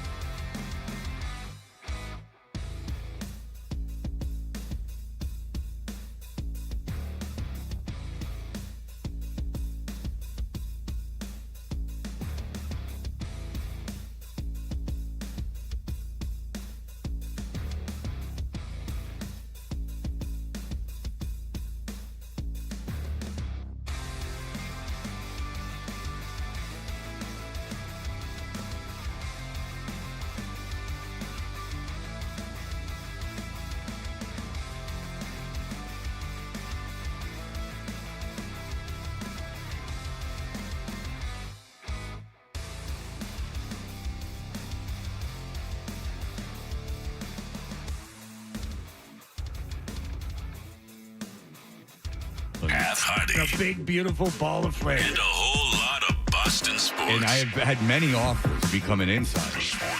Yeah, I mean, I said that to the guys. It's a testament to the guys, really. To joining us. All right, so let's get down to business. What are you hearing about Jaylen Brown and his health? Well, Joe Mazzulla was asked if Jaylen would be ready in time for game 1 on Sunday, and Joe said he's 100% confident. Confidence is not an absolute prediction. It's just a measure of how excited you are for something to maybe happen. From what I've heard, it's a little bit more up in the air than that. I don't think it's a lock necessarily. I don't think they know at this point. They're waiting to see how his knee reacts. I would be surprised if he missed game 1, but it would not be shocking, I would say. Okay, if they don't say they err on the side of caution maybe, and they decide that Jaylen Brown or something happens where Jaylen Brown's not ready to play for a while, how many rounds do you think they get through without Jaylen Brown? Yeah, I figured. Yeah, that's the one. I figured that would be the one. Stumped him. The one. You stumped him. And he's like, I'm here. Oh, I thought I had how put many you. rounds and then nothing. I think I know where that question's going. How many rounds would be first round? Not a problem. Second round against New York, a problem, but not a huge one. They match up well against New York, and unless Mikal Bridges truly turns it on and really makes a huge impact on Jason Tatum, they could get through New York without Jaylen Brown. But I do think, though, that the Knicks have enough in the tank offensively that it would be like one of those, knock them down, drag them out kind of game 7 matchups. But with Jaylen Brown out there, I do think they'd be able to get through New York relatively confidently. But then once you get to Cleveland, Cleveland's been so good this year. It's just hard to imagine beating Cleveland without your second best player. You're very confident the Knicks to beat the Pistons. I'm not so sure the Knicks beat the Pistons. I'm not so sure. That's a very good point. All right, so who knows what they have left after Tibbs played them all 45 minutes a game all season. Yeah, I know. It's a little. He might get fired. All right, so Orlando, Atlanta. That's who the winner of that is. Who they're going to play Sunday. So, yep. Whatever. Yeah. The winner of that is what they're going to play. Yeah. Jesus, John. Trying to help. I know. You know what's going on. There's no question. Yeah. All right. So out of the two, do you have any preference? Orlando is probably the more difficult option just because, one, they've obviously played the Celtics well over the last couple of years. Their physical intensity has just been overwhelming for Boston at times. And then, of course, they have Paolo Banchero, they have Franz Wagner, they have two high-level scorers that are really tall guys that the Celtics don't necessarily match up great against. And then just, also, that's a team that's going to make them work. It's going to be difficult physically. And the first round for a team as good as the Celtics, it's not necessarily about can they win. It's really about how do they look coming out of that series.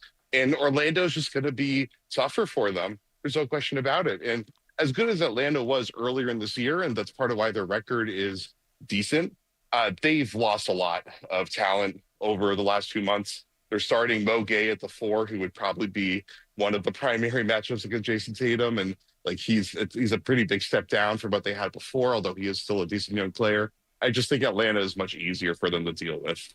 Yeah, because there's no Jonathan Isaac, who's creeping over there on Orlando still. I thought Jonathan Isaac was going to be a better pro than Tatum. Yeah. It's when that draft happened. So close. Yeah. I mean, if he didn't get hurt, that's really what it came down to. So they were able to obviously win it all last year with very little from Kristaps Porzingis. He played 1-2 games throughout the entire final. Yeah, in the final, that was it. It's a different player, obviously, in Jaylen Brown. But let's play it out here. Not to say that Mazzulla is lying, but let's just say he's mistaken. And he won't be ready to go during the playoffs. And you get very little contribution from him. How much does that affect, to what degree? It's obviously going to affect them, but to what extent if Jaylen Brown isn't able to contribute a lot?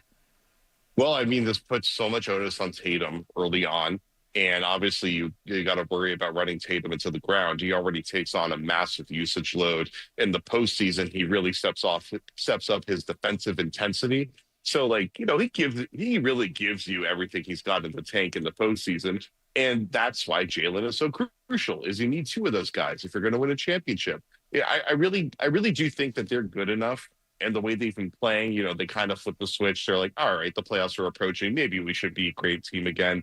I do think that they have enough that they can get through the first round, probably get through the second round without Jalen. We're talking about this as if like we don't know if Jalen's going to be back in a month and a half. It does not seem like that. It seems like this is a matter of days, not weeks or anything like that. So the whole premise is probably overblown. But the NBA is better than it was last year. Obviously, we don't know how injuries are going to go. Last year, a bunch of guys got knocked out in the playoffs, including Donovan Mitchell for Cleveland, and that opens the path up for them more. That's going to happen again, but also that's kind of happening to them right now. So who knows how it's going to play out, but we know that there are great teams out there that are better than the competition they had last year, and they're not going to be able to just walk through the league again. Jared, will the pain injections that Jaylen Brown has gotten and the rest he's getting here before the playoffs make him better, or will it just make the injury more tolerable? Those are the same, I would say. It will probably make whatever discomfort he's dealing with more tolerable, or not even an issue for him for a while. It's something that probably needs maintenance. This is probably not a one-off thing. He probably will need something else to be done to his knee at this one point, which is obviously complete speculation. I'm not a doctor, haven't seen the MRIs, blah, blah, blah. Well, I trust all the doctors I read on Twitter, Jared, and you couldn't be more wrong. These okay. They've all seen the MRIs. Yes, of course. Do you think these doctors would be spouting off if they didn't have the charts in front of them and they haven't seen the film? Yeah, there's no bone bruise. This is not a boating accident. We're talking about meniscus. We're talking about tears. We're talking about all kinds of stuff. We're talking about, we have no idea what we're talking about here. We know he got a knee thing done. Yeah. It's like, just live with the uncertainty, everybody. He's going to be fine probably, and he's probably going to be a great player. He's Jaylen Brown. He plays through stuff all the time. He should be fine. We don't know. That's the beauty of the playoffs. We have no idea what's going on. Yeah, most reputable doctors diagnose without seeing the patient. That's what I do. Based entirely on how the leg moved on a video that they saw. They can pretty much tell you right away what happened. I know. That's what they go to school for all those years, so they can do stuff like that. Your kid ever hurt their leg? It's all they move the knee. That's how they can figure out right away pretty much what's going on with if something's torn because they move the knee. You have to move the knee around. There's guys that look like their leg got ripped off. They come out on the field, they move the knee. The knee's not moving around. They're like, all right, they get him up. The guy comes back in the game a little bit later. It's absolutely ridiculous that these doctors think that they can do that. Not even an MRI. I'm not even saying you need that. You got to move that knee around, see what's happening with that. All right, Jared Weiss, thank you for the time. We appreciate it. We know your time is tight for you today. Thanks, Jared. We appreciate it. Enjoy it. Everyone read him in The Athletic. Thank you, Jared. Yeah, Fred's medical dissertation was way better than making my flight on time. This is perfect. Yeah. I think that was sarcastic. I don't care for that. All right. Thank you, Jared. Appreciate it. Thanks, buddy. All right. There you go. The great Jared Weiss. All right. I understood your question, and I liked it, John. It's essentially all the stuff that they're doing. Is it gonna make him feel good, or is it gonna fix him? Essentially, is he hurt or is he injured? That is the question. Yeah. Right. Is a week off going to reduce swelling and all these things, and he'll be on his way? Because that's what they were saying about Steph Curry. He's got a finger injury in his shooting hand, and they were like, it'd be really good if they didn't have to do this play-in game. And that game went to overtime yesterday, and they do have to do the play-in game because that was something that they thought rest could help.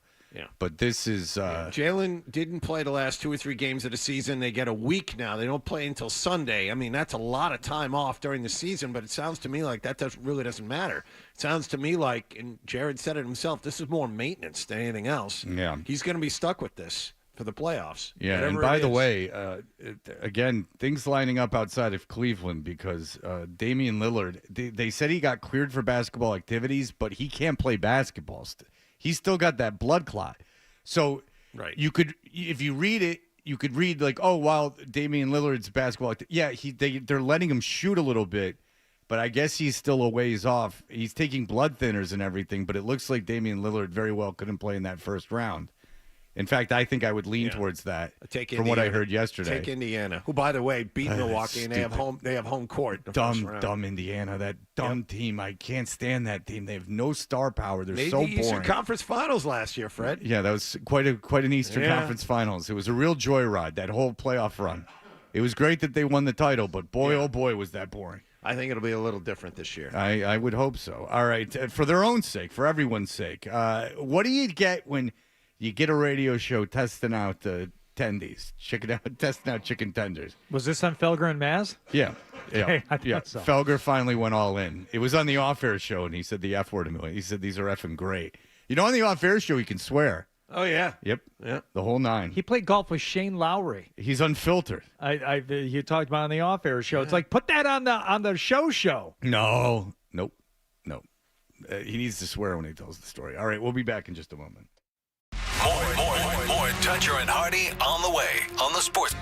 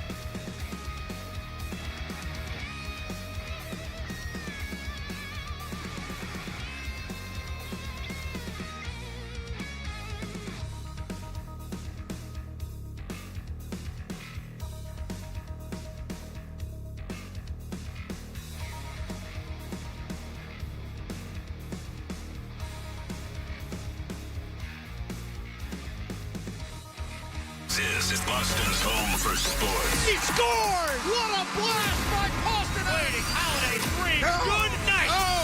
WBZFM and HD Boston 98.5, the Sports Hub. Beasley Media Group Station. Essential Sports Hub headline presented by Celsius Energy Drinks. Celtics sat their top 6 players again, but they still beat Charlotte yesterday 93-86 at TD Garden. Peyton Pritchard 34 points.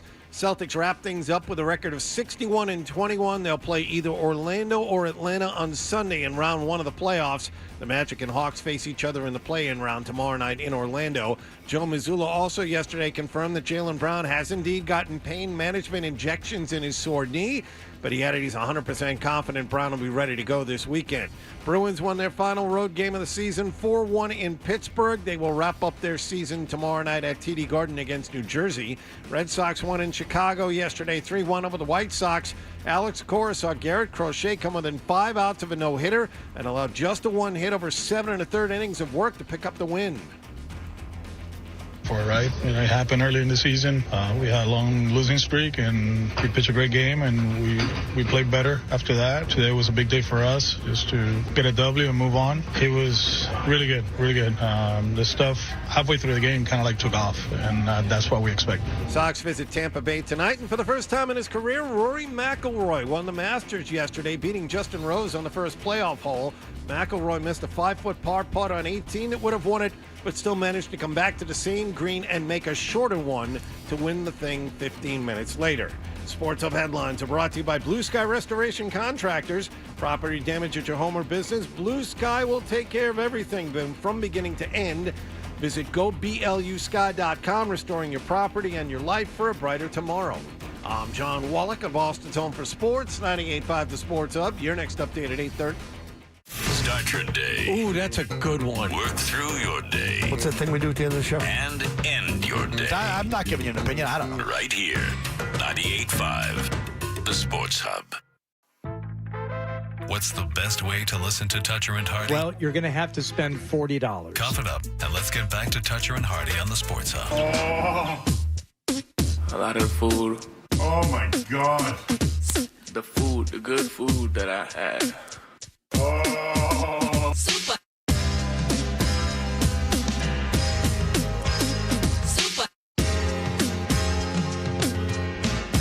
Hey, we're Toucher and Hardy. You can watch us on YouTube. Please subscribe to 98.5 The Sports Hub on YouTube. It will be way cool of you. And then everyone keeps their jobs. All right. I'm glad we never got to Joe Murray last week because we didn't have the correct audio. This is the audio that everyone wanted. And again, thank you to you listeners. All of you good people, all the good people listen to the Joe Show every night. I really enjoy it. And I don't have to denigrate anything to put that exercise there this time. I will not sidetrack us. And by the way, Blind Scott tried to get things going with Joe. Us and Joe by saying Joe was bad-mouthing the show. Joe wasn't bad-mouthing the show. That was Blind Scott taking something and running with it. And Joe's our friend. I love the Joe Show. I will not listen to that noise any longer. Blind Scott got all crazy. Instead, how many times did he email you today? Okay, so I'm glad you brought that up. I spent a good chunk of time yesterday replying to emails, going through emails, and I have decided as of this morning I'm going to set up a separate rule for Blind Scott emails. They're just going to go to a separate folder. And I don't mean the junk folder or the trash. I'm just going to set up a rule because out of the 700 emails I had to clear out yesterday, probably 200 were from him. That's a lot. All right. Anyone want to guess how many emails we've gotten since the show started? Oh, I've been deleting them as we go. Over under. 12. 9. Over. 16. Oof. It's a lot of emails. Like every 5 minutes. Yeah. All I know, the only one I saw is he said at the beginning of the show he heard that my son had gotten his license, and he was like, tell him to be careful. And Newton Center, there's a lot of blind people. Oh, and that doesn't count the 3 he sent us overnight, so it's 19 since midnight. That's great. Perfectly healthy. Okay. All right. Well, Joe Murray, who is our friend and we love, Joe, I like his show because it's at night. It's very loose at times, and they get into things. I find it very interesting that they do. And Joe, of course, loves food. So some brilliant person. And I want that mayo cheese sauce, like residue. Beef freeway. Dirty beefs. I'd wear gloves if I had to. No, don't wear gloves. Don't wear gloves. Let it get all over your hands. Yeah. Let it burn inside your cuticles. So, Joe, someone ingeniously, I don't know if it gets set up here, but they had him test out chicken blindfold taste test of chicken tenders.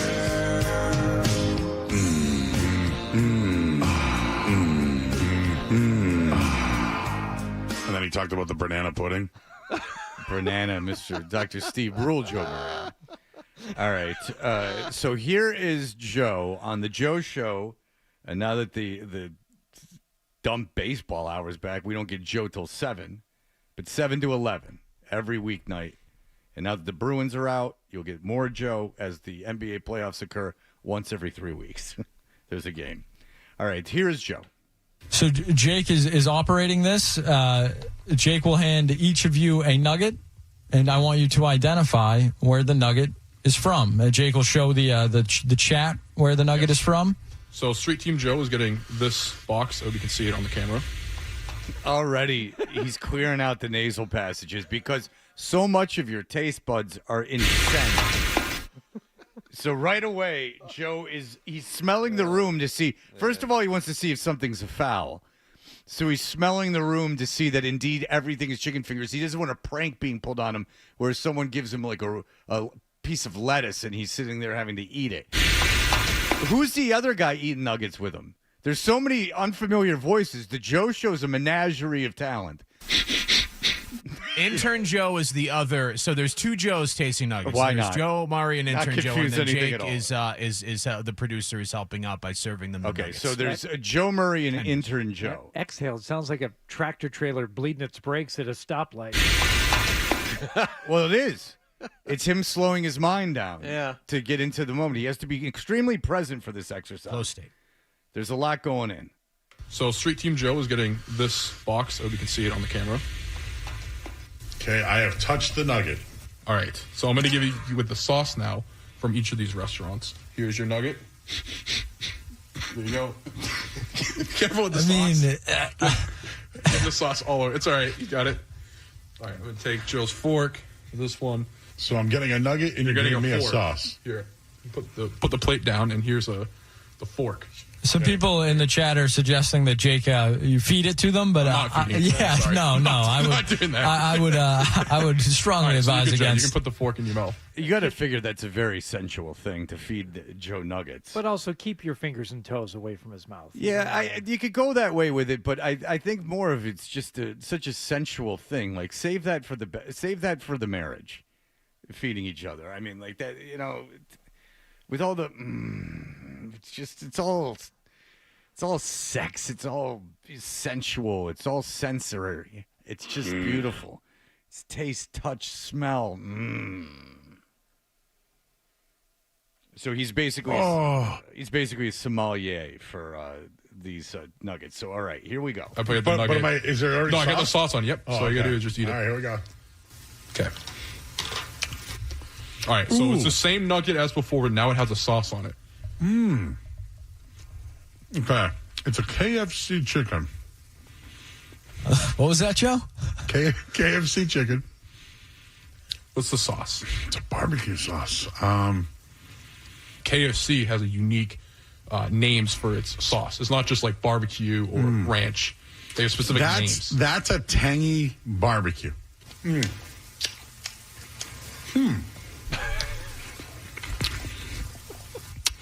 Is that Burger King sweet and sour? So you got the sauce. The sauce you got. But it's a Wendy's nugget. It's a Wendy's nugget. Damn it. Yeah. Ooh. Oh. That's McDonald's barbecue. Tangy barbecue. Okay, there we go. There you go. I have no idea what sauce you just gave me.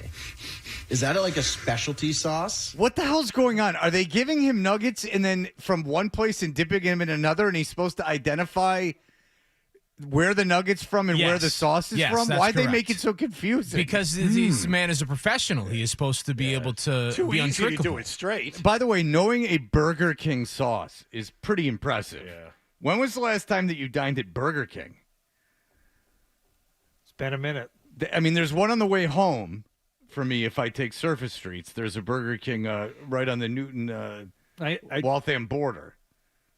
Yeah, I mean, last year I may have got a Whopper Junior. Yeah, I like Burger King. It's fine. You got the Impossible Whopper too. There's nothing wrong with Burger King, but it just being able to identify it is pretty impressive. It's called the Sticky Chicky. See, how am I supposed to get that? But I was The smart Sticky enough. Icky. Okay, on 3, I'm going to count to 3, and you guys both say it at the same time. 1, 2, 3. Burger King. Burger King. Joe Murray. Yes! 1-0 in this series. Yes! Joe Murray's moving around the fingers, trying to figure it out, taking a few sniffs, puts it in the mouth. Half He's a bite, sniffer. too. He's a sniffer. Yeah, he likes to sniff it, I guess. Okay. Got it. The feel is the way I felt it. What I mean is... Can you say that again, please, It Joe? was the feel. Raw. Solid. In. What I would do. Ooh, it's zesty. Summer ass. Yeah, that's an adjective right there from a man who likes food. Ooh, it's zesty. He might actually be talking about the specific sauce too, because Burger King does have a sauce called Zesty. So he might actually be savant style naming the sauce, not just using the adjective. What I would do. Ooh, it's zesty. Summer ass. Because of the texture of the nugget, it gets a little bit more sauce.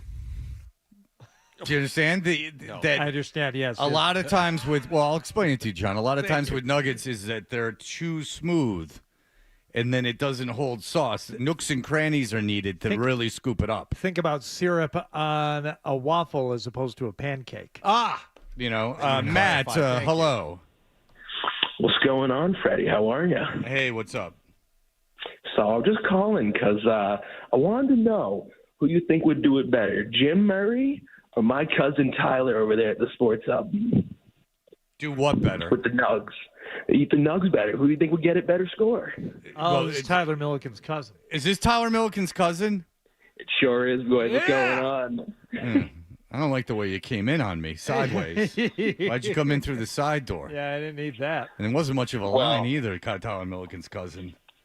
Had to give you a quick jump scare in the morning, All right, I don't know what you're up to, but I don't like it, Tyler Milliken's cousin. The hell was that? I think it's a delight to talk to you. I don't know what Tyler Milliken's cousin is. What the hell what the hell's wrong with him? What the hell was that? Did you hang up on him? You call it hanging up on someone when they're on the radio and you get rid of the call? Yeah. You didn't call my cell phone. Yeah. Did I hang up on him? Blind Scott, you have not. Oh, yeah. Oh, God. So the blindfold taste test with Joe Murray, the real loser in this competition is blind people in that blindfold in Joe Murray's chair. Like, he doesn't need to misrepresent blind people by eating those chicken nuggets. And I want to know how much food got all over his chest.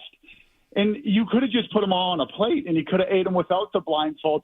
And then before the bit, you said that I was trying to start. All right, Blind Scott, that you get 1 point in. He's saying that any activity that involves a blindfold. So if you were planning a pin the tail on the donkey at your child's, just let it be known that Blind Scott is not in favor of that. You know, it's offensive in some way. I'm not sure how. Right. If you are some kind of trick shot artist or magician of some kind that involves a blindfold, just let it be known. Be very careful who your audience is. Because if Blind Scott's in there, you wouldn't be able to recognize him. You know, I lost my sense of smell during COVID, and whenever I see a Pepe Le Pew cartoon and someone's got the clothespin over their nose, I'm very offended. Right. You know? Well, if I get offended if someone is screaming about how someone farted, I'm like, well, I can't get involved in this. You guys are sitting out here talking about farts, and I don't know what's going on. Does it hold it a little bit better, you're saying? It holds it better. It up a little bit. Yeah. I don't know. He's got 25 people in there. I don't know what's going on. Hachi machi. All right. How about Tyler Milliken's cousin making an appearance? I didn't see that one coming. But he's talking like the cat who ate the canary. Oh, no. He's, like he called in like, I don't even know what he was doing. For a logo 3, he doesn't mind, but what he said was, I am the one. You don't mind. Celtics will dance on the floor in the finals. That's right. All right. An anthem for all time. Didn't that annoy you a little bit, Tyler Milken's cousin calling in like that? Like with that voice? It was weird. I will give you that. Yeah, like very he's like strange that he decided to do that instead of, "Hey guys, good to talk to you." Yeah, again." and then it didn't make sense what he was saying. I mean, we've championed his cause. It was a real swing and a miss from Tyler Milken's cousin. Oh no! I might have to move that chain out of the front of my desk. Don't move the come chain. on, don't move the chain. I mean, he was Leave talking the in that chain. like that weird way. He was talking weird and acting weird. I don't like that Tyler Milken's cousin called in and did that. It's a nice nod to him there. You got to leave that there. Can't be moved. You have to agree though. That was weird and annoying. I just said it. Very Yeah. weird. Yeah, I think don't you like got the Murray wrong too. I think He mentioned he Jim screwed Murray, so everything Joe up. Murray, He like, jammed he it all really in. It biffed was it. it was really a whiff. Yeah. And then he acted like he had pranked us. I don't understand it. Get me on the horn with Emerson. I got some questions for them. Get him back in Tanguay's class. He's got to retake it. Watch him slam dunk for an A1. JT is number 1. Gets $400,000 into an Emerson degree. He's calling up here with that nonsense. All right, Should be studying up for the Tangway lecture. Yeah. Quiz later. There's today. a big lecture coming. I got a tape recorder of Dan Rather from 1972. I'm not giving the lecture, but you stay put. We're going to watch 60 Minutes on YouTube. You're going to find out all about Iran-Contra. Hardy, I need you for 45 minutes. Can you come in tonight? All right. It's awesome. We'll be back in just a moment. More.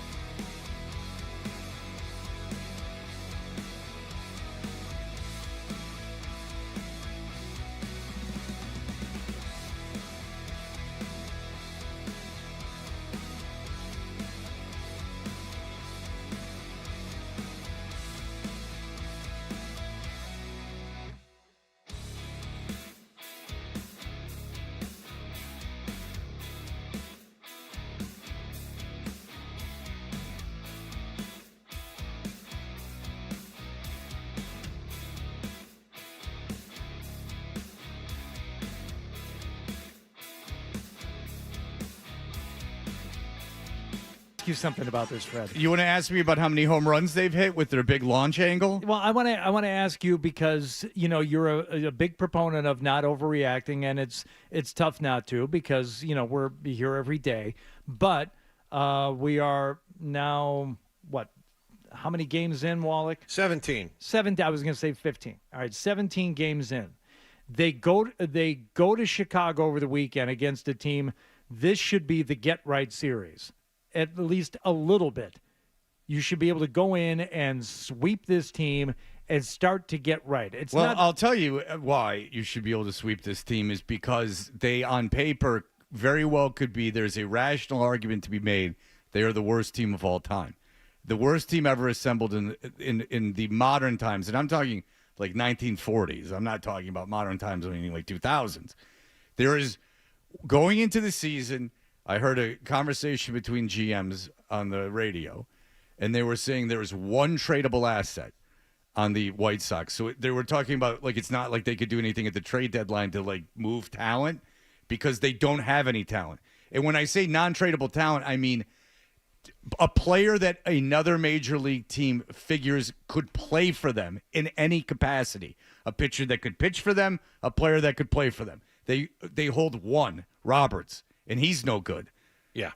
And what's interesting about this is not only did they get blown out in a game and lose 2 or 3 to them, what I find fascinating based on the treatment of Jim Rice, which is still fascinating to me, that Jim Rice, if you don't remember the story, in spring training, he had the audacity to go up to a prospect and start talking about hitting. And then one of the analytics guys from this company that they employ came up and told Jim Rice essentially to get away, that he was like screwing up the kid's swing. And so the whole idea behind this is Jim Rice has explained. He was talking about hitting line drives and how you can hit line drives. And they said, no, get away from them. Well, guess what? The Red Sox, who, by the way, have played the Cardinals and the White Sox, they've played 2 garbage pitching staffs, total trash pitching staffs. They're 21st in Major League Baseball, tied for 21st with 12. They've hit 12 home runs. 12 home runs this season in 17 games. Your Boston Red Sox with their launch angles and big free agency signings. 12 home runs. That's what's interesting to me. If you're such an expert, and there's enough of the season's been played, if you're such an expert and you're so analytically sound and you have been able to pinpoint exactly what it takes. By the way, they have 12. The Dodgers have, the Angels rather, have 30. The Los Angeles Angels, the all-star lineup of the Los Angeles Angels, who are actually playing pretty well, but they have 30 home runs. So this is question number 1 is, can we start talking about this team in a little bit of now we've seen them and we can react to them because if they're reacting to Jim Rice, here's my point. If they're reacting to Jim Rice going up to a kid and having a 5-minute, 10-minute conversation with a kid and telling him to get away, then you can certainly react to 17 games. That's a pretty good sample size. So what are you going to do now? How are you going to pivot? Now, is it every player's fault now? Obviously, you have a uniform strategy that you don't want anyone poisoning. You don't want the well poisoned. You can't have Jim Rice going up and talking to, which is so ludicrous that a professional baseball player who's taken maybe legit 1 million swings in his life is going to be thrown off by a 10-minute conversation. It's not like the guy Jim Rice was trying to get him into his facility to work with him like in the offseason. No. Just giving him advice. Well, if that is something that can't be done, then certainly 17 games into the season, you can go, why can't you hit a home run? Go ahead. Especially when you play at Fenway. I can tell you if Alex Cora or Craig Breslow were sitting here exactly what they'd say. They'd say it's still early. It's a team-wide slump. We haven't played our best baseball. We're 8-9. We're only a game and a half out of first place. These are just obvious points. That's what the team would tell you. Yeah, so I know that, John. I don't think they're pivoting, I guess, is my point. They can't pivot because that's why it's interesting. Here's what bothers me about it. Well, just real quick, let me answer John because he said what Cora would say, which is just obvious. Here's the thing, is that, of course you can't pivot. You can't pivot. You have an organizational uniform, apparently, idea of swing path and how to operate, and it is to generate power. It's to, as you know, it's to accept strikeouts with and you don't want singles, you want extra base hits, you want home runs, and that is of course they're not going to pivot. That's the way that it's supposed to be, and they can't hit home runs. And by the way, didn't Abreu get like all of them in one game? And he's got like 3. Yeah. And so like it's skewed. It's actually skewed. They're not hitting as many as you think. Yeah, and your great Tristan Cassis, who thinks he's the top of the mountain, he's got 1. It is impressive. In 54 at bats. It is impressive that the Red Sox lead the majors in strikeouts. They lead the strikeouts. So they have that part of the fundamental down. Yeah. They have the missing the ball and swinging out of your shoes. They have that all down. The strikeout part, but they can't get the home run part down. What bothered me was Friday night, it was a breakdown defensively. So in a part of the season, again, early on, try not to overreact when the defense should be ahead of the offense anyway, pitching specifically, but you should be able to go out there and field 5 errors on that Friday night game where they lost 11-1.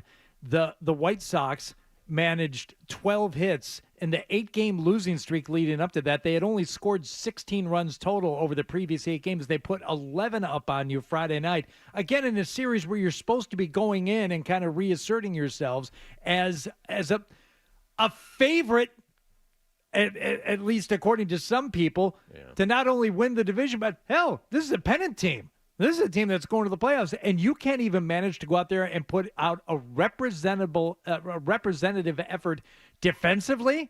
All right, slumping is one thing. You can't play on either side of the plate. And then it's the small things like losing 3-2 the next night. You give up a run in the bottom of the 9th inning, and then they damn near almost blew the game late yesterday too. I mean, Garrett Crochet has a no-hitter in the 8th inning. He's spinning a gem. And they almost lost. Right, because Whitlock comes in and they start screwing around, and they almost throw that thing away too. Their pitching has been their pitching has been fine. Chapman has been far better than I thought he was going to. The Chapman is look, I didn't have like strong feelings on him one way or the other, but I think he's been fine. But I'm sorry, it's hard to look past that Friday night game and think that there isn't something fundamentally wrong with this team. And Fred, maybe it gets back to what you were talking about with Jim Rice. Maybe they've got,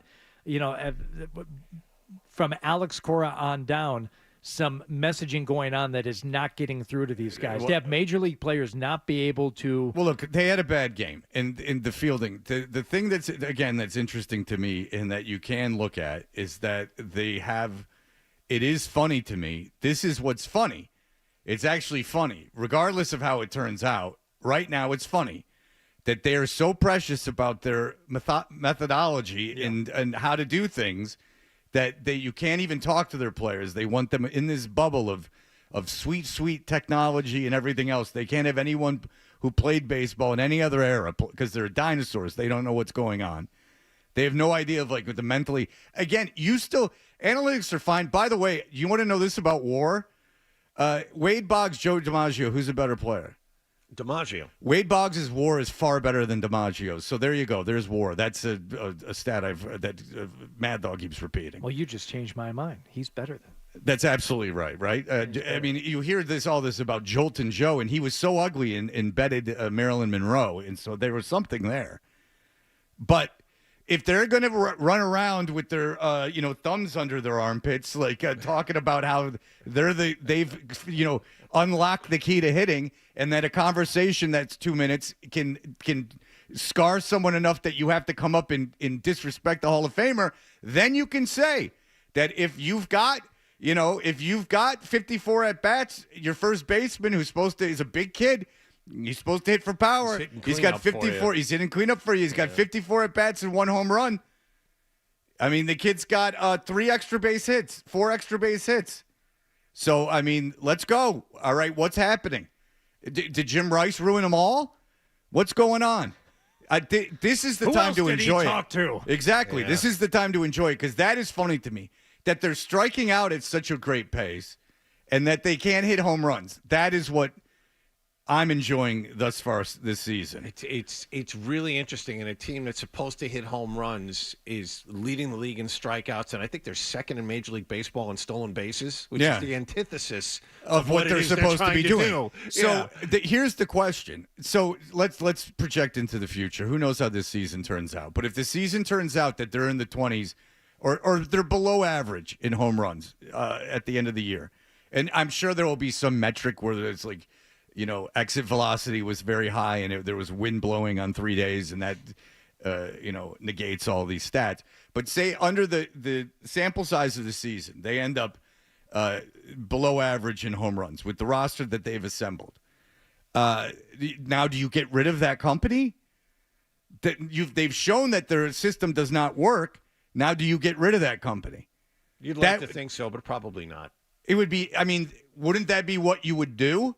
You would say, like, all right, well, you promised me this. You've said that you've singled this out. We certainly have enough talent on this team to at least be better than average.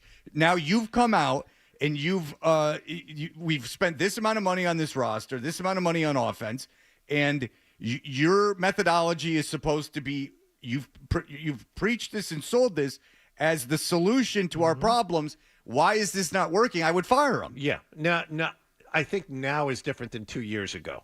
Now there's more pressure to win. Now there's you've spent money on the team. Yeah. Now, and by the way, follow Christian Campbell this season. Let's see. He's hitting well now. Let's see how this all works out. Because yes, you've spent money on this team. You should be better than this. You have high priced talent in your batting order. You should be better than this. And I just want to know if everyone gets to walk around like they're a genius in spring training. If it doesn't work, and average is not good enough. If it doesn't work, if you're not above average, you don't have to be 1 or 2. You don't even have to be top 5. But you got to be better than average. Do they fire that company? That's what I want to know. That's interesting to me. The big mouth company the big guy that's got to step in the way for everything. And from a fan interest perspective, Fred, this is the time where they need to be putting a good product on the TV. March Madness over, Masters over, NBA playoffs, NHL playoffs, first round or two they start. But this is where I feel anyway, for me, this is when I really start watching. And look out. You have a murderer's row of Tampa Bay and the White Sox again. So it's they got a homestand against the White Sox. It's a real if they can't cobble together. What do you think? If they can't cobble together 5 out of these next 7 games, then I'm going to question their bat patterns and their swing patterns right after their launch angles. I have to ask. Guy on ESPN just published this morning his watchability index for all 32 teams based on star power, young talent, base running, defense, minutia, the bonus category. He's still got the Red Sox at number 2 just behind the Dodgers. But that won't last if you keep coming Wait, why? He's got them where? Number 2. I can't understand. I guess because of the stolen bases? Star power, young talent, he gives him a 10. Base running, defense, or defense is still scored pretty high. Okay. But he says they're oozing talent on the position player side. Abreu, Christian Campbell, Rafaela, Roman Anthony. Rafaela hasn't hit since day one. I'll tell you this. Defensively, he's great. The Cincinnati Reds have more home runs than you. The great Matt McClain and Jose Trevino and Jamar Calandrio and Spencer Steer. He's good. And Blake Dunn and TJ Friedel and Austin Wynns. I mean, they have more home runs than you. And now they have Ellie De La Cruz, who loves to strike out as well. He's got 20 strikeouts. But look, he's got 3 ding-dongs. You can take that as part of the package. He's got 3 ding-dongs. I mean, look, let's put it this way. There's teams with way less talent than you that are hitting more home runs. It's 17 games. And again, they made the sample size 5 minutes. So the sample size of 17 games, which adds up 17 times 3, how many hours? That's fair. So good. That's what's going to be interesting to me the whole time. And it all revolves around that dick getting in Jim Rice's face. And that is my passion this season, to see if they can't put it together offensively, if they fire the geniuses that they're paying to get involved in analytics and get in the batting cage with all their guys. I want to see what happens to them. That's the most interesting story with the Red Sox this year for me. I'm not kidding. I love the crochet move when they made it. I love that they extended him. He's great. He's a big, huge lefty. I love it. It probably won't get hurt. I like all these things. I'm interested. Do you fire the great analytics company that can do no wrong when they sold you snake oil? They're snake oil salesmen. How would Kevin Pond put it? They bamboozled you. They've gave you the old 22 skidoo. They gave you. I mean, what is they've really pulled the wool out from under you. You're sitting there. You got a lemon. Boo, effing prick, going up and don't get away from. Shut up, idiot. All right, we'll be. But the kid, went to. He played D7 college baseball, so he would know. All right, we'll be right back.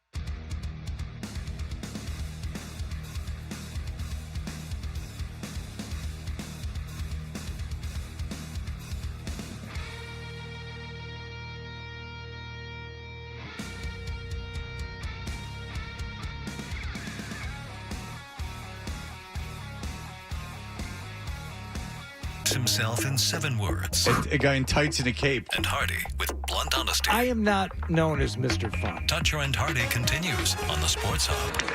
Happy.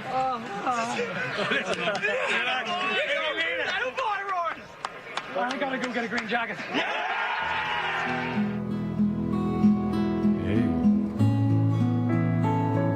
98.5 The Sports Hub, where Toucher and Hardy, that's the sound of jubilation and relief as Rory McIlroy walks away with his first green jacket, completing the career Grand Slam, one of only 6 men to walk the face of the earth to do that.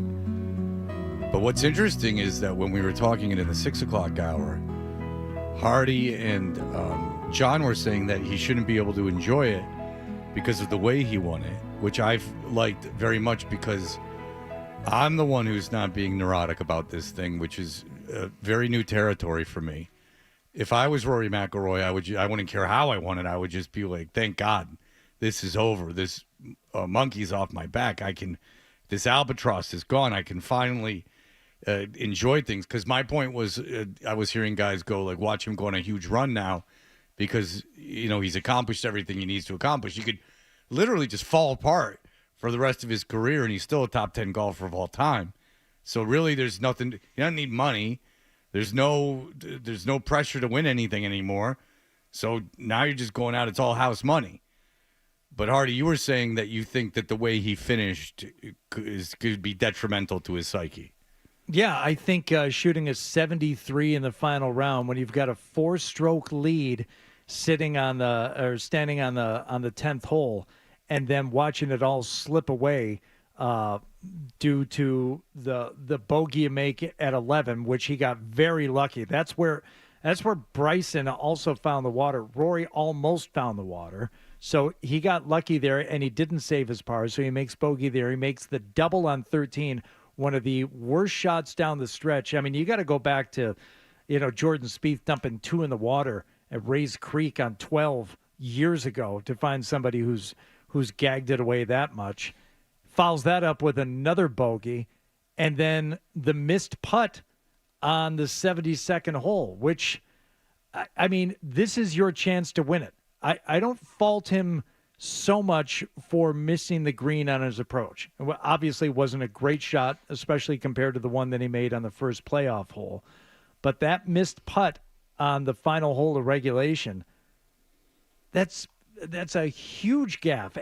And knowing that the guy that you're going to be going up against in the playoff has just probably played the best round of the day. But like this moment alone right here.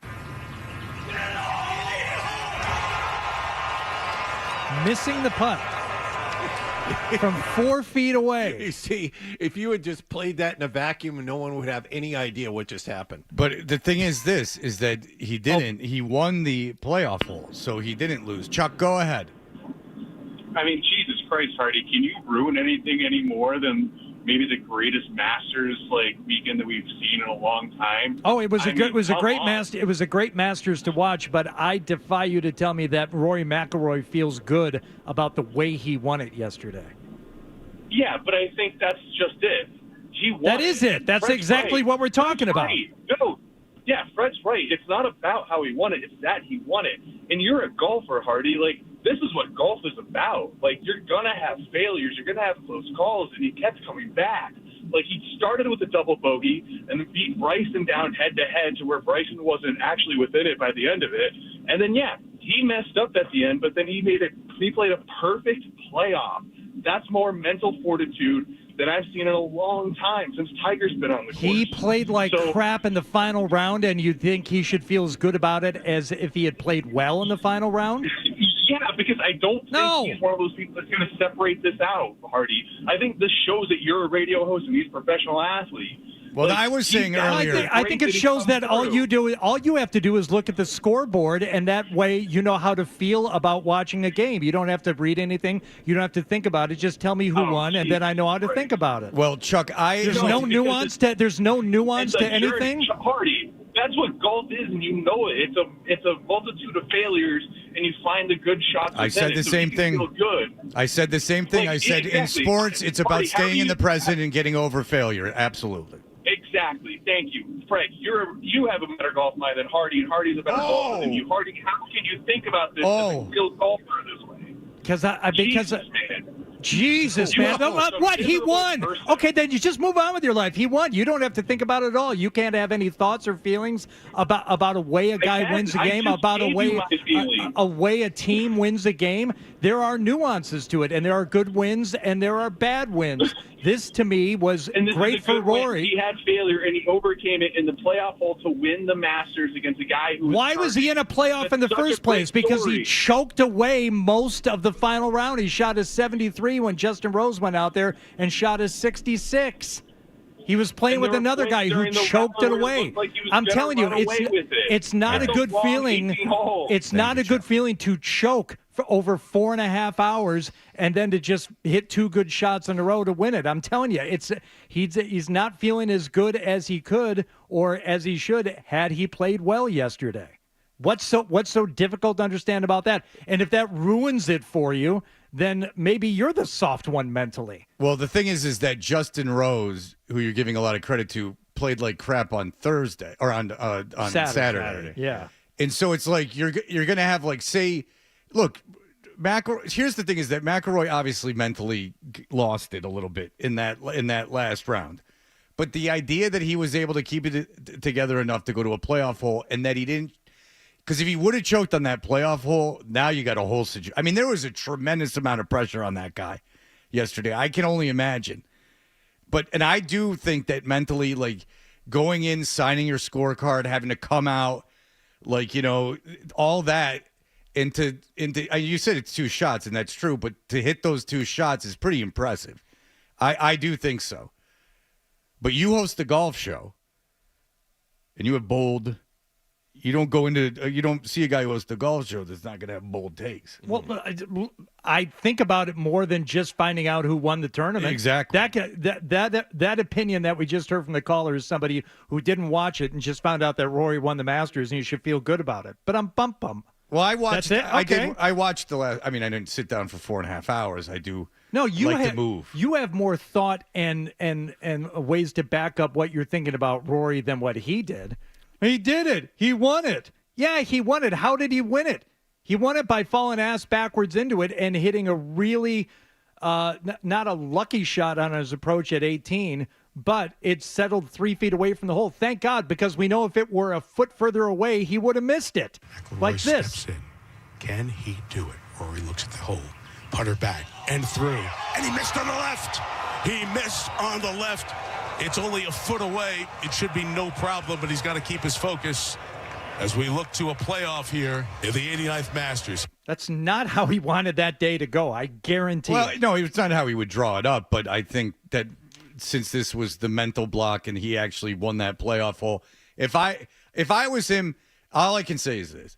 If I was him, I would be overjoyed and just be like, oh, God. I mean, you could see the relief when he made the putt. I mean, obviously, this has been weighing on him a lot. So when he made that putt, like, that was like a legit collapse. Like, usually, like, I make fun of guys for, like, crying and stuff.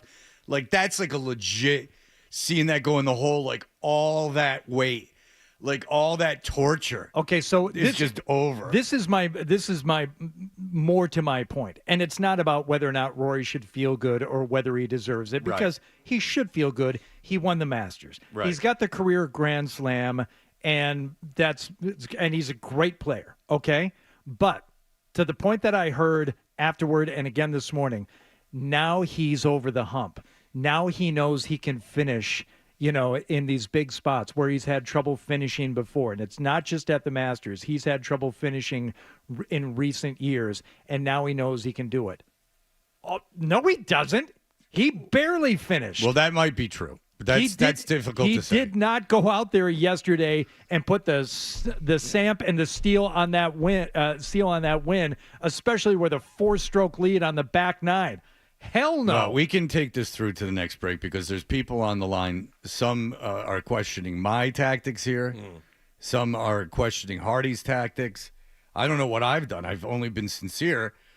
Well, no, Hardy's being sincere too, but I just am very, very happy to be on the end of positivity. This never, ever happened. I didn't make this up. I came first. Like, my thing about how he should be, this might take the weight off his back and he goes on a run, was what Hardy was responding to. So it's not like I heard Hardy being negative and I said, I'm going to be positive. This is very new territory for me. You started down the lily white path of, oh, he did it. He should feel good. He finally got over it. I'm like, he didn't really get over anything. Right. So that's just the way it went down. I was actually being positive. All right. We'll be back in just a moment. You're listening to Touch.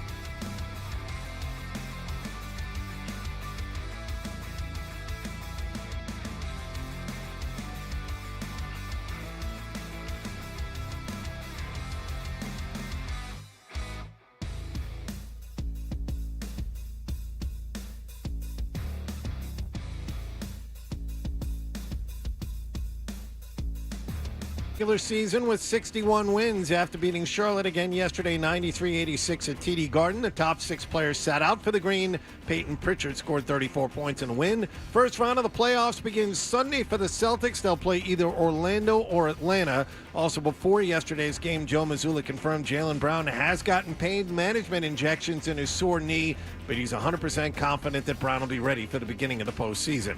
The Bruins got the first NHL goal from top prospect Fabian Lysell. They won in Pittsburgh yesterday 4-1. Jacob Lauko also scored as his team winds down the season. I mean, obviously we just want to compete, it's all about pride now. We don't want to lose those last games and, just compete, be aware of their high-end skills. We know they have players that can make plays, so just be hard on the puck, take care of business around our net, and I think we did a good job today. Bruins have one game left. It's at home tomorrow night against New Jersey. Red Sox avoided being swept in Chicago to beat the White Sox 3-1. Trevor Story a homer and all 3 Sox RBIs. They visit Tampa Bay tonight.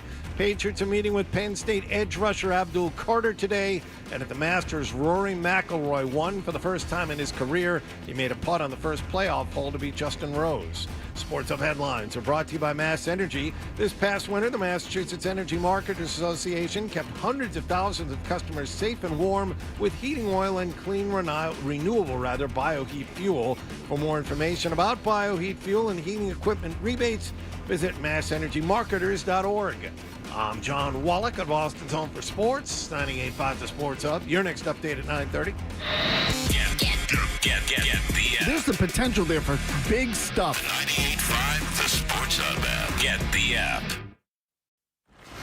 Hey, if your alarm clock sounds like this is the show for you. Toucher and Hardy, The Sports Hub. 86 yards for McElroy. Ball on the way. This is going to land short of the flag. Oh, my goodness. It landed on the right side. It's rolling into the creek.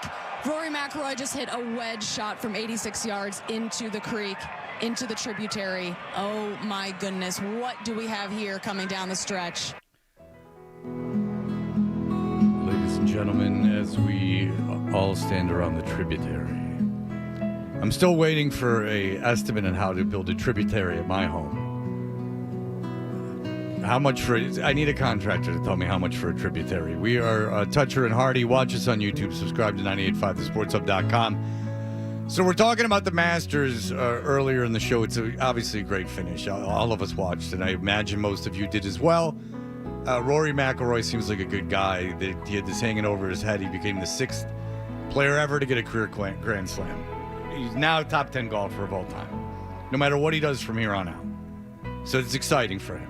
You saw the emotion when he won, the relief, like legit relief. Like he collapsed, like his adrenaline probably had gotten so high, and like the cortisone in his body had reached such a degree that he was just like, it was just probably like I can't imagine much energy after that. But look, and then I said out just into the microphone, I said, I was hearing golf people say now that this is off his back. Look out, he could go on this huge run. And Hardy, you disagreed with that. You think that he would, and you and John did, in fairness, so I said what I said, because this is important, because I'm being called like a fake. But I said my thing first. And then Hardy and John agreed, said that Rory would be up all night thinking about how he screwed up the last round. And thinking about how, as Barry on Twitter put it, he didn't win it, he just didn't lose it. He tried really hard to lose that tournament yesterday. All right. Dan, our friend Dan. Go ahead, Dan. Freddie, I agree with you. Hardy, I know you're making a good point, but we've all competed at one level or another. We've lost, we've won. When you win, you've got to take it and say, whew, I almost blew it, but I didn't, and it's over, and then you sleep like a baby. If he lost that, he wouldn't have slept for, I don't know, another year. So I get what you're saying, but I don't think he's sitting there thinking about it. We've all played a good round of golf, lost by one stroke to somebody we're playing against, and then you think about every short putt you missed. But if you win, go grab a beer, have a good time. Yeah. So, how about then? How about this? Next year, when he goes back to the Masters as the defending champion, what's he thinking about when he's hitting his second shot on 11? Don't hit it into the water like you almost did last year.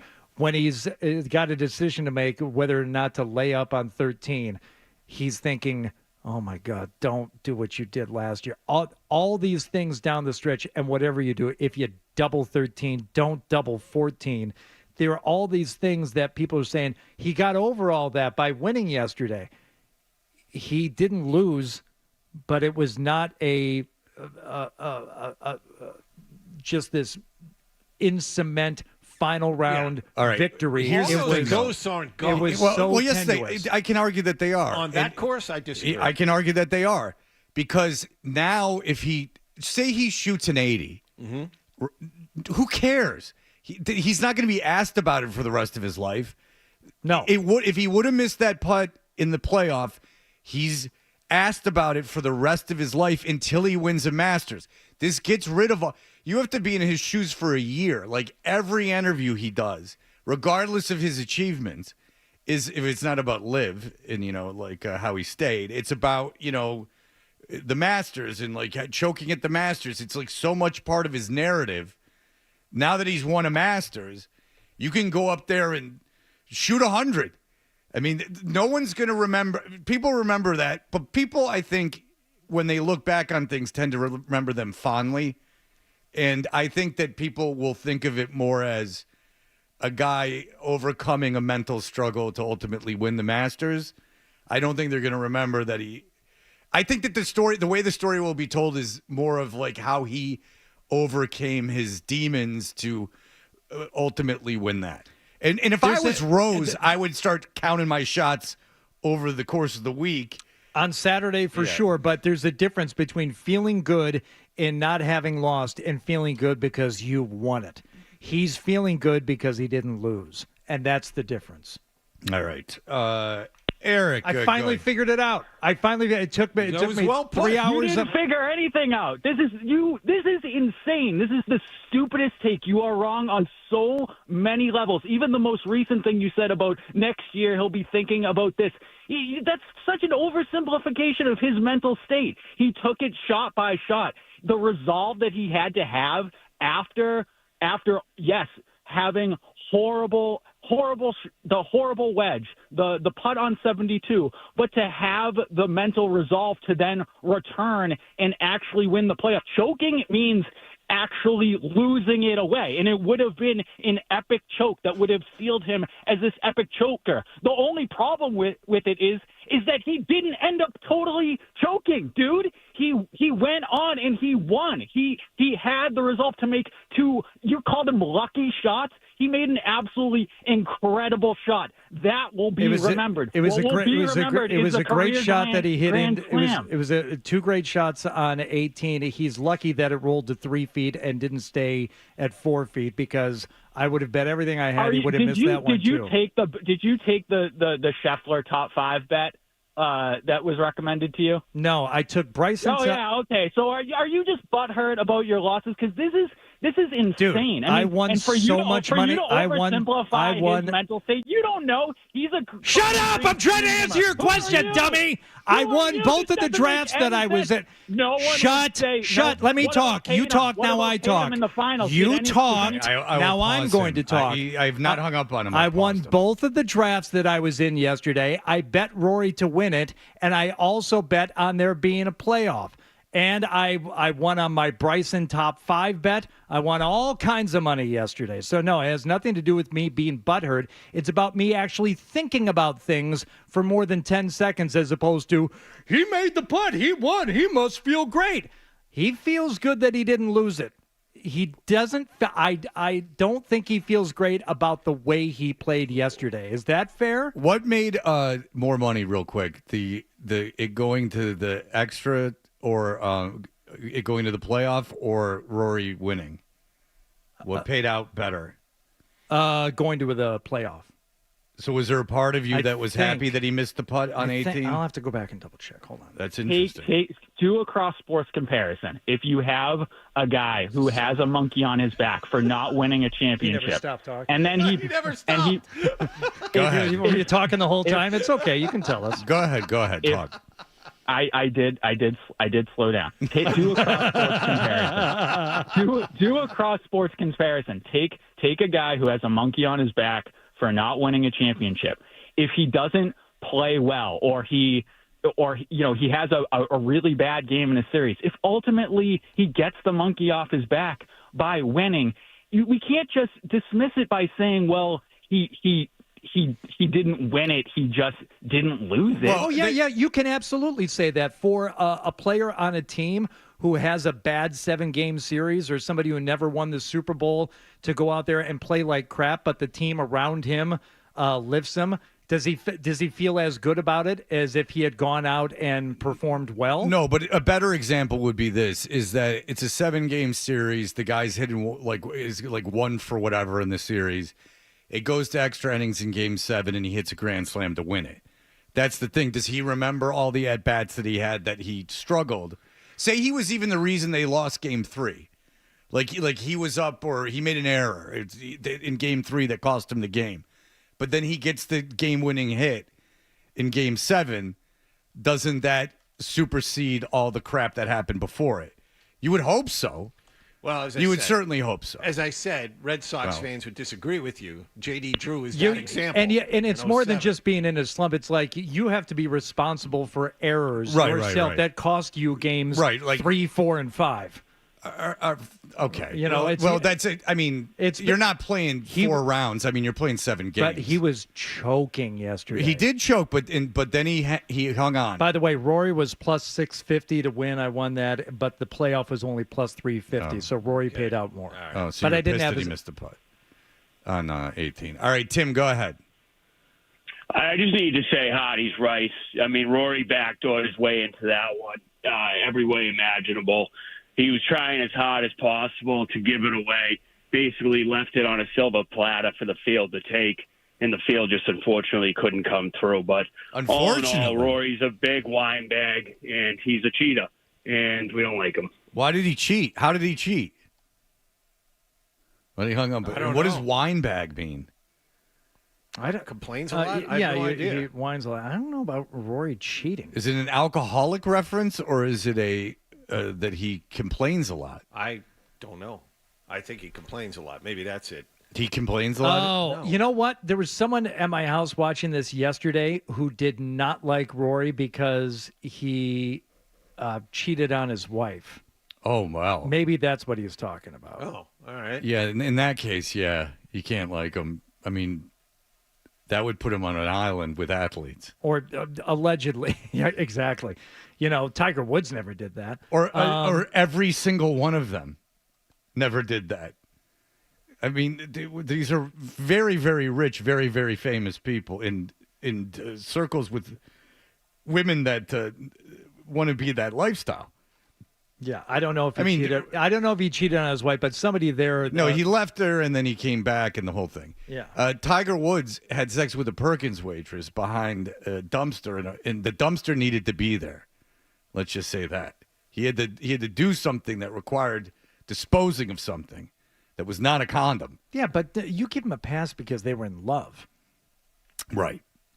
And they just needed to consummate the relationship once again before he flew off to go to, I think it was a Ambien convention that he was attending. The Perkins waitress, if you think about it, is fascinating because that was just, I can. Like, he went to a Perkins, the waitress was whatever, and he's like, I bet I could just get this lady to go in back and have sex with me. And so he just went, hey, do you want to get in my car and have sex? And she's like, yeah. And he just did it. Just to see that he could. Yeah. It's like a total power thing. It's not even sexual at that point. It's like prison. You know? It's like a dominance. If you Weird. think about it. Tony, go ahead. All right. I don't know. You take too long. All right. We get so many calls, I can be picky. Ryan, go ahead. Hey, guys. Hey. Fred, Hardy, John team. Great show. Yeah, no, I think I'm a little more, like, I think the victory should be taken, right? And Hardy, to your point, though, I do see, right, he didn't win the way he wanted to win. But his 2 best rounds back-to-back, Friday, Saturday, were still better. Even Scheffler, who won last year, 4th this year, he didn't even have a 66 round at all. And so those two bad ones, if you kind of look across the board, they all kind of even out at a time. And when you have 2 straight rounds of 66 back-to-back, pulling the lead like that, it's going to mentally weigh on you that last day when you're cooked. You know what I mean? So I agree. I don't think he played his best, but I think he still earned the fact that he earned those 2 back-to-backs that gave him that position to still have a chance, even with a face-off like they had, and then get to take it, and then get to take the win, luckily. He pushed it at the end and proved it. Over the course of 4 rounds, he had the best scores, all that. You concede everything in terms of the math and the numbers and the averages, but for a guy who this is the one thing on his resume that's missing, and he's got a 2-stroke lead before they tee it up on Sunday, and nobody's making a move really in front of him yet. And all he has to do is go out there and not puke all over himself. He immediately, on the first hole, pukes all over himself. And then when he does manage to right the ship and have a 4-stroke lead on 10, he pukes all over himself again and again and again. 3 times on the back 9, he doesn't hold it together. He doesn't do the thing. The thing is supposed to be closing out on the back 9 on Sunday at Augusta. He didn't do that. It had to go to a playoff hole in order for him to win it, or, in my mind, not lose it. Rory didn't lose yesterday. That's the headline. Not Rory won. Rory didn't lose. Okay. Well, there you go. There you have it. The Masters sparking such conversation. And I wonder what the ratings will be. Somebody told me, asked me, and it was like, this is going to be the most watched Masters ever. And I said, no way it does better than Tiger in 97. No, Tiger Woods will be involved in the highest rated everything for the rest of time. It'd be interesting to find out, like, how many more viewers it got later on. Like, as people found out what was happening. Well, it's funny, when I left the house to go do stuff with the kids, or my daughter, I figured, like you, that Rory had won it. I think I just seen him tee off at 10, and he hit a good tee shot, so I was like, all right, it's over. So in the car, I was like listening to whatever, and then I turned and I heard that it was tied, and I'm like, oh boy. But then there was more stuff that we had to do. But I was listening to it at that point. And then when I came home, so anyone who is following it in any way came home, or if they were around the TV, was watching it. Like, even if you were aware the Masters was on, this was the way that you were going to watch it. It couldn't have been scripted any better.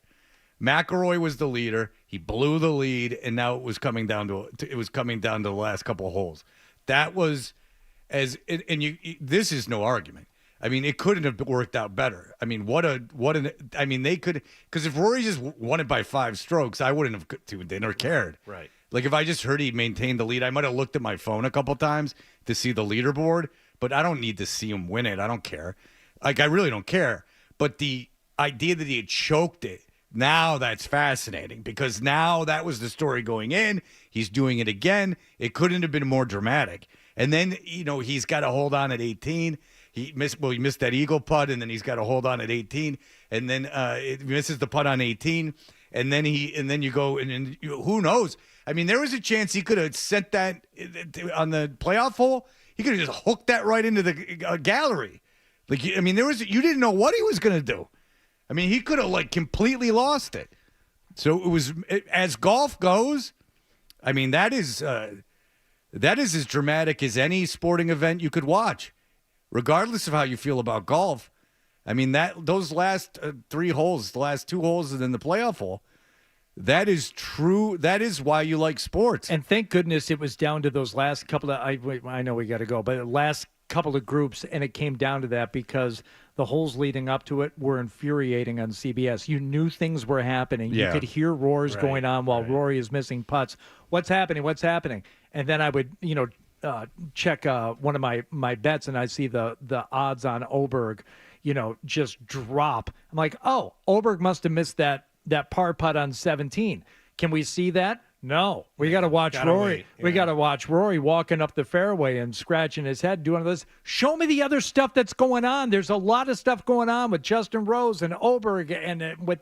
I don't need to see Bryson anymore. He's out of it. Why are you staying with this group? So when it finally got down to the last hole and then sudden death, the entertainment aspect of it got even better because they never had to shift focus away and they didn't have to stay on something that they shouldn't have been staying on. All right. I don't know if we'll get the emails because there's a couple of things we have to get to. One, I would like to hear anyone now say Bill Belichick hasn't lost his mind. And two, you don't want to save that for tomorrow? I think there's enough there that we can discuss. Okay, because I was going to say we could actually book a guest tomorrow, like you were talking about earlier. Yeah, we can. There's plenty of meat on that bone. I see what you're saying. Okay, all right, yeah, sure, so don't worry about it. We put out a post that we were going to talk about it a little bit, but I also am bringing up something else that we can talk about in the next segment. I thought something fascinating in college sports happened over the weekend, which I really enjoy. And if there was an unlikely school to do it, the most unlikely of them all maybe just did it. So we will talk about that. How do you like that tease? We'll be right back.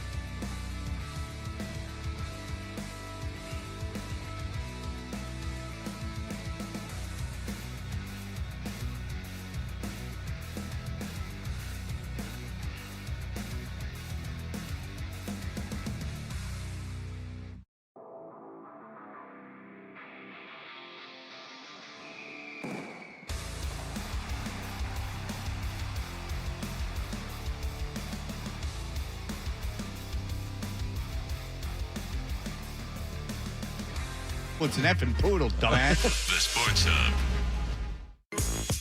You know, I got an idea for a bit. The email bit. We should do the email bit. It's a great idea. Let's do the email bit. And if it was sponsored, we would, but it's not, so we don't have to. So here's the deal. If you follow @Toucher and Hardy on Instagram, or @Fred Toucher for that matter, we are knocking around right by 25,000. How close are we now? We're the good people following me today away from 25,000.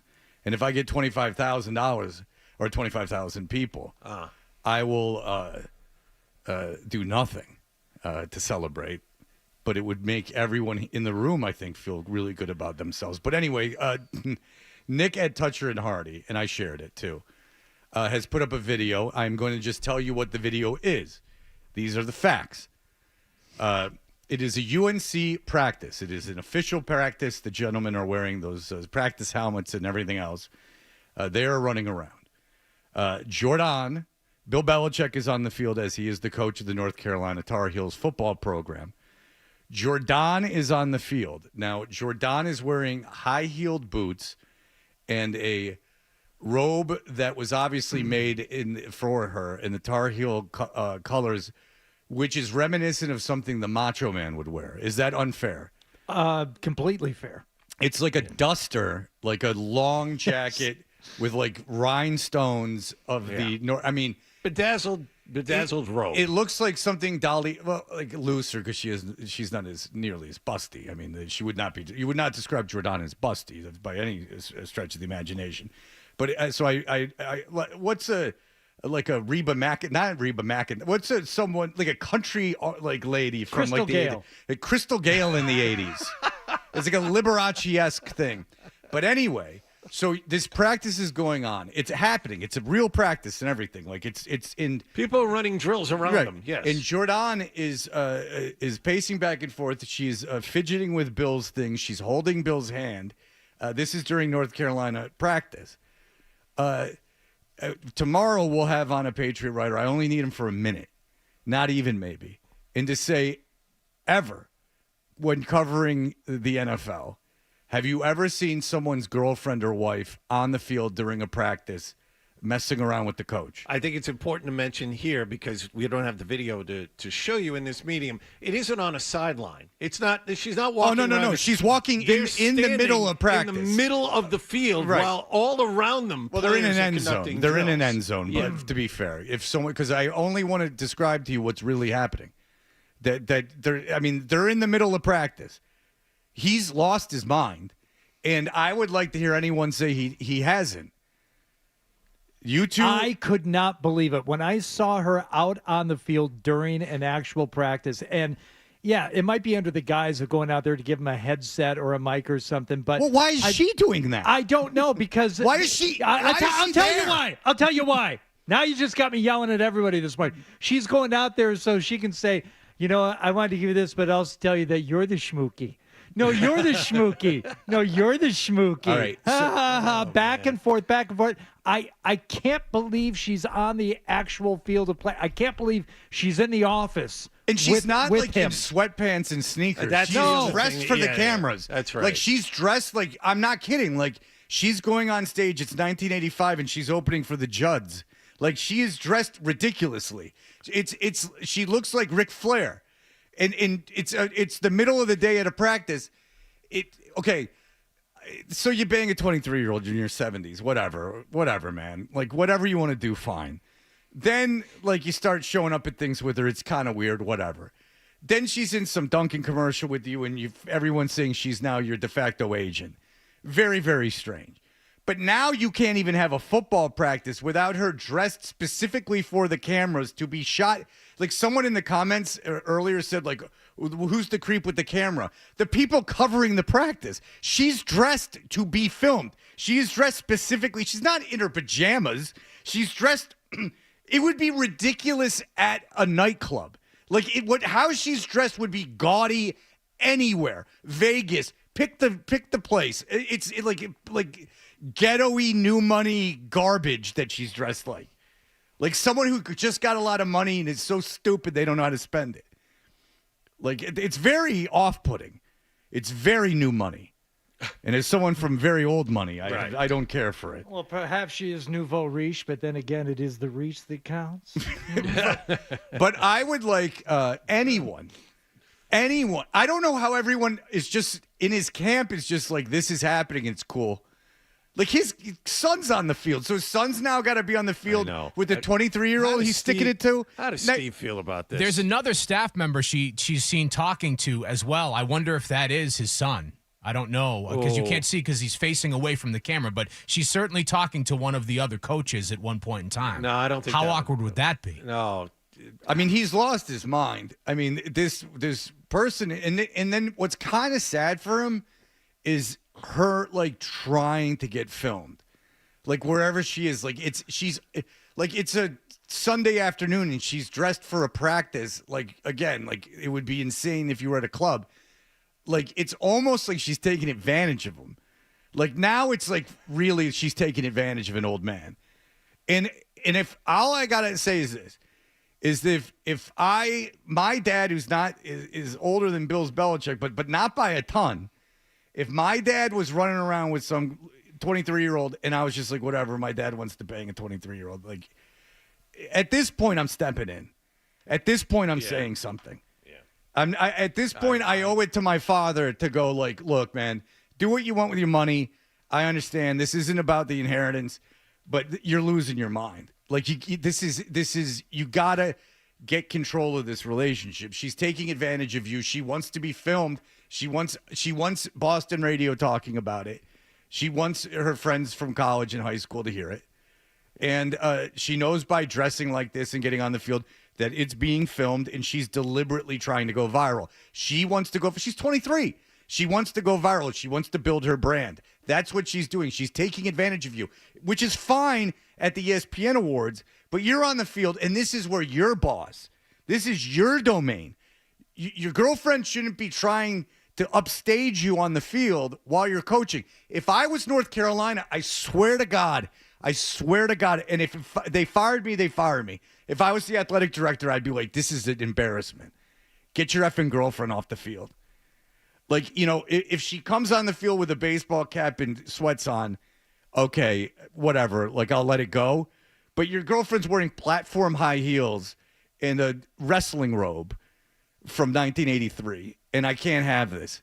I would honestly say I can't have this. It's a mockery of the program. This is not why we brought you in, dude. You're old. You're not here for very long. Make the program good. If you're a recruit, turn this around. If you're a recruit, honestly, if you're a recruit and you see these things happen, I say I want you to pay me, and then I'll make my decision. That's fair. That's fair. If I'm the parent of the recruit, yeah. My kid's 16. I'm not. He's no North Carolina football player, but if my kid was being recruited, just say, and who knows, if Miles was getting recruited, and I saw this behavior, I wouldn't want him in that program.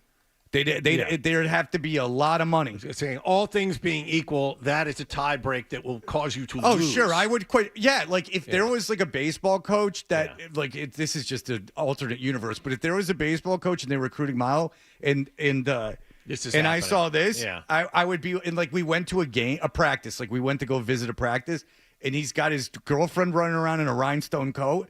Yeah, I'd be like, this is insane. Yeah. Like, and I would think this guy's not going to be here very long. That's right. If you're a coach, you're just trying to conduct business with Bill. You go into his office, and she's sitting there interjecting while you're there. If you're Steve Belichick, you just want a couple of minutes with your dad to discuss the defensive philosophy, and she's sitting there. How does that make you feel? I'm fascinated how that dynamic works. Something else you brought up, which I really hadn't thought about, but when you see, like, you know, the clothes and the coat and that, which looks kind of be custom made, like, he's got to be paying for this because I don't know what she does other than he's paying for it. That's understood. Other than running for Miss Maine, which we found out last week. Right. She is the CEO and founder of Trouble Cub Enterprises, according to her LinkedIn. I don't know what Trouble Cub is, but Cub-a-dubba-doo. Yeah, I did some kind of a. Yeah. Maybe it is for young, smaller, hairy gay men. Cub-a-dubba-doo. That are not quite bears, but are cubs. Nick, are you familiar with Trouble Cub? Have they approached you, Nicholas? Because you would be exactly up their alley. A hairy little cub. All right. Well, look. If you don't think it's weird On the field. then you are completely. If Now you don't she's feel sorry for him, It's one thing to be in the commercials. It's one thing to be on the runways. It's one thing to be at the award ceremonies. Now she's on the football field. and she's not. And it would be weird enough if she was just like in a UNC T-shirt and sweats. Watch but when the she's- game starts. She'll have a headset on. Oh, she'll be the on the sideline. sideline during the games. There's no question about it. With but a if headset. but if I was UNC, if I was With a headset. if I was the athletic director, I'd be like, no, you're not. Yep. Like I'm like, and then it would be a whole thing, and I'd be like, let's make it a whole thing. You want to make it a thing? Let's go to the press. Who do you think they're going to side with, dummy? You think they're going to side with you? I'll face the boosters and go, hey, yeah, dude, he's Let out the of his old man have his fun. No. Let the old man have his fun is great. Let the old man be now taken advantage of and being used as a prop to be get your notoriety up. That's where you have to have an issue. The old man be somewhat professional at what he No, does. let the old man not be taken advantage of. Like he's like a teetering old man being taken advantage of. It's sad. It really is. Like, look, man, bang as many kids, bang an 18-year-old if you want, as long as it's legal and consensual. Do whatever the hell you want. But this is taking advantage. She's taking advantage of him. She absolutely 100% is taking advantage of him. Remember, I used to be on her side. I'm on his side now. Yeah. I think that I think that she's taking advantage. I mean, she's trying to get people. She's actively trying to go viral during a practice. That's crazy. That's crazy. It's not that she's there that's crazy. It's that she's trying actively to get attention. Is what's crazy. And not just attention from him, attention from us, attention from, Indianapolis, attention from ESPN. That's what she wants. Strange. Very, very strange. Not good for anybody involved. If I was her father, I'd have something to say as well. I'd be like, all right, unless I was so desperate for money I didn't care. I'd be like, let's rein this in a little bit. Let's, it's embarrassing enough this is going on. From the jump. I mean, and then you, but she's an adult, 50 years older than and me. I'd want to still keep a relationship with my daughter. But at this point, I'd be like, all right, let's pull this back. You're embarrassing the family. Everyone's being embarrassed. All right, we'll be back. Here are the headlines. Sports Hub headlines presented by Celsius Energy Drinks. Celtics finished off their regular season with a 93-86 win over Charlotte at TD Garden. Celtics finished 61-21.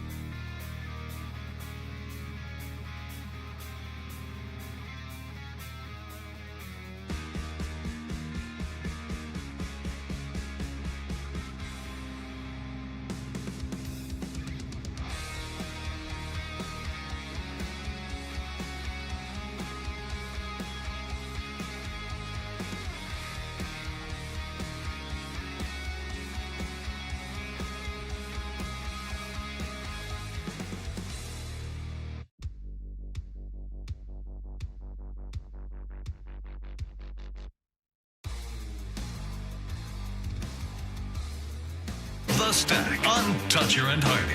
All right, we're Toucher and Hardy real quick. I teased this, but we stuck on the Jordan stuff. Interesting doings in college football. So when Tennessee got this Nico kid to be their quarterback, they had done something unprecedented. They guaranteed him like $8 million. It was like a contract of 4 years and $8 million. Right. They had given him an $8 million contract, and it was like unheard of at the time. So this kid sees that Carson Beck got $4 million. I think he went to Oregon. Oregon's got all that Nike money. And then someone else went somewhere for $4 million. So he goes back to Tennessee, and he skips it. First of all, this idiot doesn't do it in December. He does it during spring practices.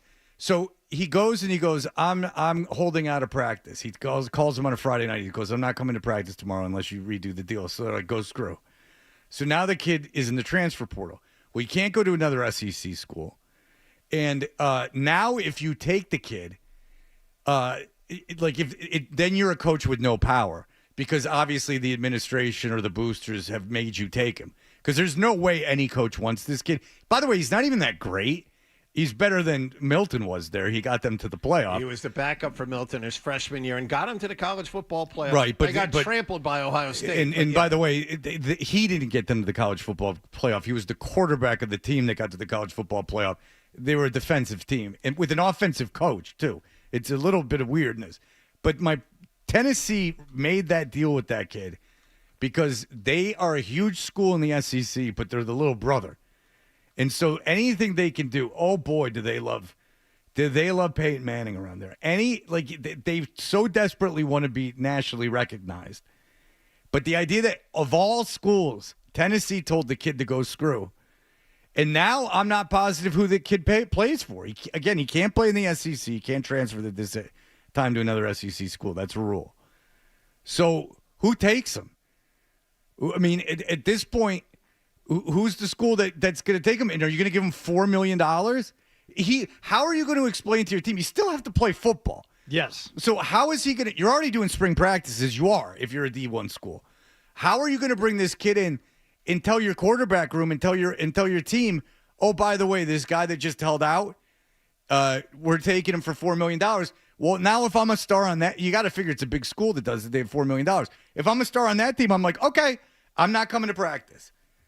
The teams cannot take him. Like, you can't take him because then you're setting a precedent that if you hold out, and I know they're changing the way things are done and they'll get there with the $20 million thing, but still, you're saying if you negotiate hard with us, we'll cave.